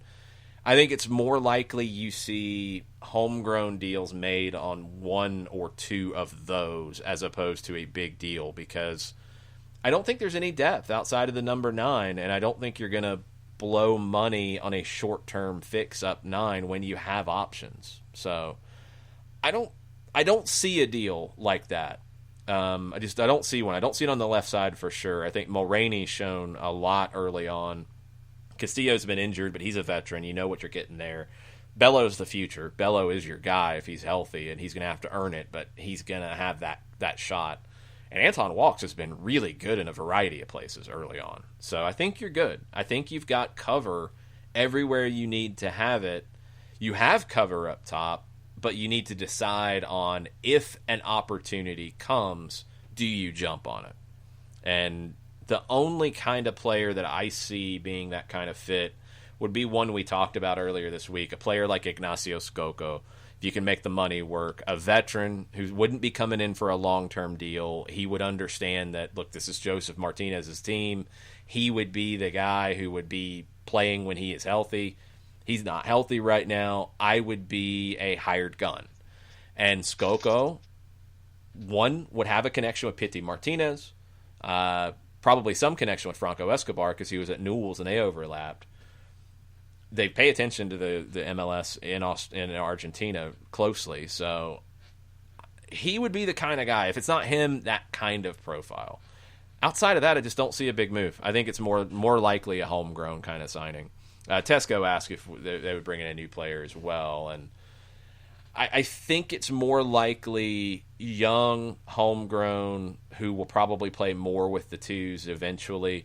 The other element to this, and it's not going to play into Orlando very much, but Sam Stejskal reported it, and it's something that I've been calling for, and it's something that Frank DeBoer called for. Some relaxation of the short-term contract situations to allow for more movement between professionals with a USL team and MLS teams. You can't bring up an academy player because you affect college eligibility, but if you have, last year, for example, George Campbell, if you went ahead and signed him to an Atlanta United 2 deal, when you had some injuries in the back, you could have brought him up on a short term, kind of like a 10-day contract, kind of like the 2-way contracts that the G League has and the NBA has, kind of like the back and forth you see in major and minor league baseball. You need that. If you're going to develop players, that's a way to develop players. You have a young guy. If you're a team that's out of it late in the season, you want to, kind of give a guy a trial a little bit. You can bring him up for a minimum number of games without being on an MLS deal. Okay. You bring him up and you see, and you might sign him for the next season, or you might let him go at the end of that season. But it gives you more opportunity to develop and identify and evaluate, and that's what you need. So if you sign some guys to homegrowns now, I think it's more likely that they factor into the first team later, after the Orlando tournament. Right on. Thank you, John. Well, I was trying to see who was calling. Oh, I didn't, and that's why I muted off. I'm not hearing the calling at this point on the your new connection here. A couple others as we go. Tofka thinks you're an android in disguise. I agree.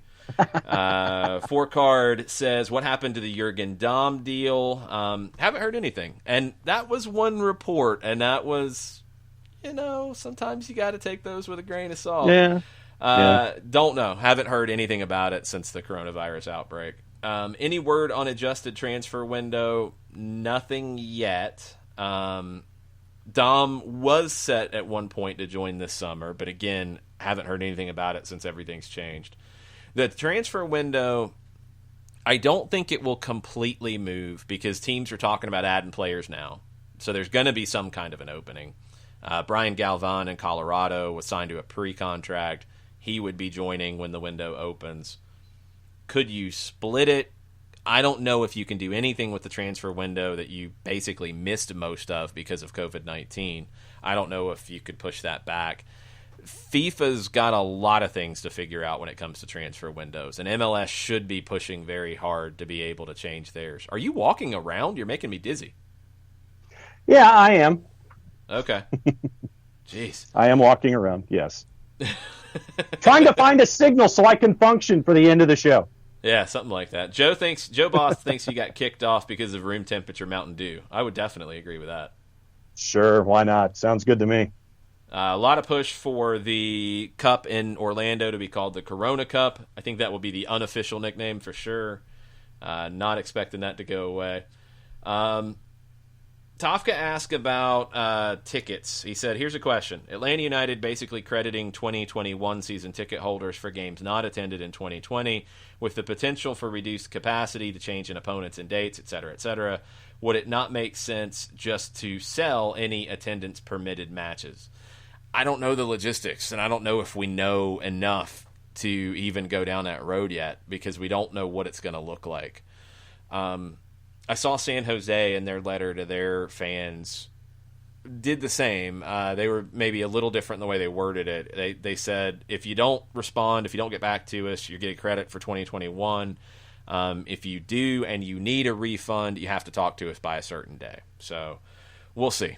I think without knowing what attendance looks like the rest of the year, we're all guessing. So I think we have to wait and see and what changes could be made to these kind of deals because of that. If you can only have 10,000, if Atlanta United can have 10,000, if San Jose can have 5,000 because of the size of the stadiums and social distancing, and you have your season ticket base in Atlanta of 36,000, how do you handle that? I don't know. I don't know. I'm glad I'm not the one who's having to figure these things out. It's going to be difficult. So let's wait and see on where this goes. I think that's it. I think we have covered everything. I have not seen any more breaking news pop off. Scotland's still a mess, but that's nothing new. Go ahead. Yeah. Juve's at minus 159, courtesy of our friends at the odds. Be the believe and want to invest in these kinds of things. That's real shock. A little bit of additional information if you are thinking about such a thing. It's the second leg. First leg was played back in mid-February in Milan, so this is in Turin. It's kind of funky because of who could be available, how this could go. No Gonzalo Higuain. He's got a thigh injury. Milan will be without Theo Hernandez, who has been their best player this season. No Zlatan either. He's injured. Paulo Dybala, who I think tested positive for coronavirus on like 27 different occasions, if I remember right. He's good to go. Douglas Costa is expected to start. No Higuain for Juve. It's second leg today, second leg for the Inter Napoli tomorrow. The final is on Wednesday. That's a real kickstart to the season. We've talked about what MLS is doing. This is Coppa Italia coming back in the semifinal, second leg stage. Play those, and in the finals a few days later. Kind of wild. For Milan, Stefano Pioli is the manager now. Everybody's talking about Ralf Rangnick taking over next year, pretty much with a deal done. This is an opportunity for him to maybe change that, or maybe just take a parting gift of a Coppa Italia trophy. It'd be a huge upset if they can pull it off. What's their number? You gave us the favorite number. That's no fun. What's the Milan number? Or do you have to run back to a computer to look it up because you're going to make me sick? No. With the motion sickness. No. Give me a second here. It's got to load up. What are you loading up on the Commodore 64, John? Pretty much. Well, I had to change pages. Well, when's the kick time? 2 o'clock, 2:30? Yes. Okay, because it's here in time. AC Milan to win is on average plus 437. The draw is around plus 300. Well, the draw doesn't do you much good here. I don't see that. It's 1-1, but Juve's got the away goal. I believe away goals are in play here. Sometimes competitions get funky with that, so don't trust me. Look it up before you place your entertainment-only wager, of course. Oh, man. It's so hard right now because everything's crazy. Like, if this was normal and you were going to be in a big crowd in Turin, no chance for Milan. But who knows? This is all madness. If you're feeling squirrely, What's the Inter and Napoli numbers tomorrow? All right, let me get to those. I have to go to my country. Once again, this is courtesy of our friends at Odds Portal. And Napoli is plus 172. Inter is plus 154 to win. And it's in Naples. So they don't really know what's going to happen with that one. Saw an article earlier this week, and Nick's probably going to be mad if I get this wrong, but I believe, who was it? I want to say it was Arrigo Sacchi, who said that he was really impressed with Gennaro Gattuso, who was taken over at Napoli when Ancelotti left. This is a huge opportunity for him. It'd be big to be able to knock them out. It would really rescue Napoli's season. I kind of feel like they've got the momentum on this. I think they've got the interest here. I think Inter's probably thinking a little bit more about the league because they're right there, even though they struggled lately 3 months ago. I like Napoli in the match tomorrow. Today, maybe I'm biased because I know Nick will lose his mind if it happens. I'd love to see Milan make something of it, but I don't think they're nearly as good as Juve. And my gut feeling on these kind of games right now, as everything's chaos, is better teams typically win, regardless of where the game's being played. I think talent wins out, unless you're missing key talent. Juve's got most of their big guns. Fitness won't be there the same. Managers could make a difference, but Pioli hasn't exactly shown that he's that guy. I would go Juve. I wouldn't touch it from a energy drink being placed on it, but I think Juve gets through. I think Napoli finds a way through, and then we see about next Wednesday in the Coppa Italia final. So you got that today. You got La Liga this weekend. You got Bundesliga this weekend. England getting very close next week. Hopefully we have an MLS schedule. Mike Conti's optimistic for it to come today. I thought it'd be Monday. We'll see if that happens. Lots of stuff. We, if needed, we'll drop something for you over the weekend. Otherwise, we will be back with you on Monday, and we'll see if John has a good connection by then.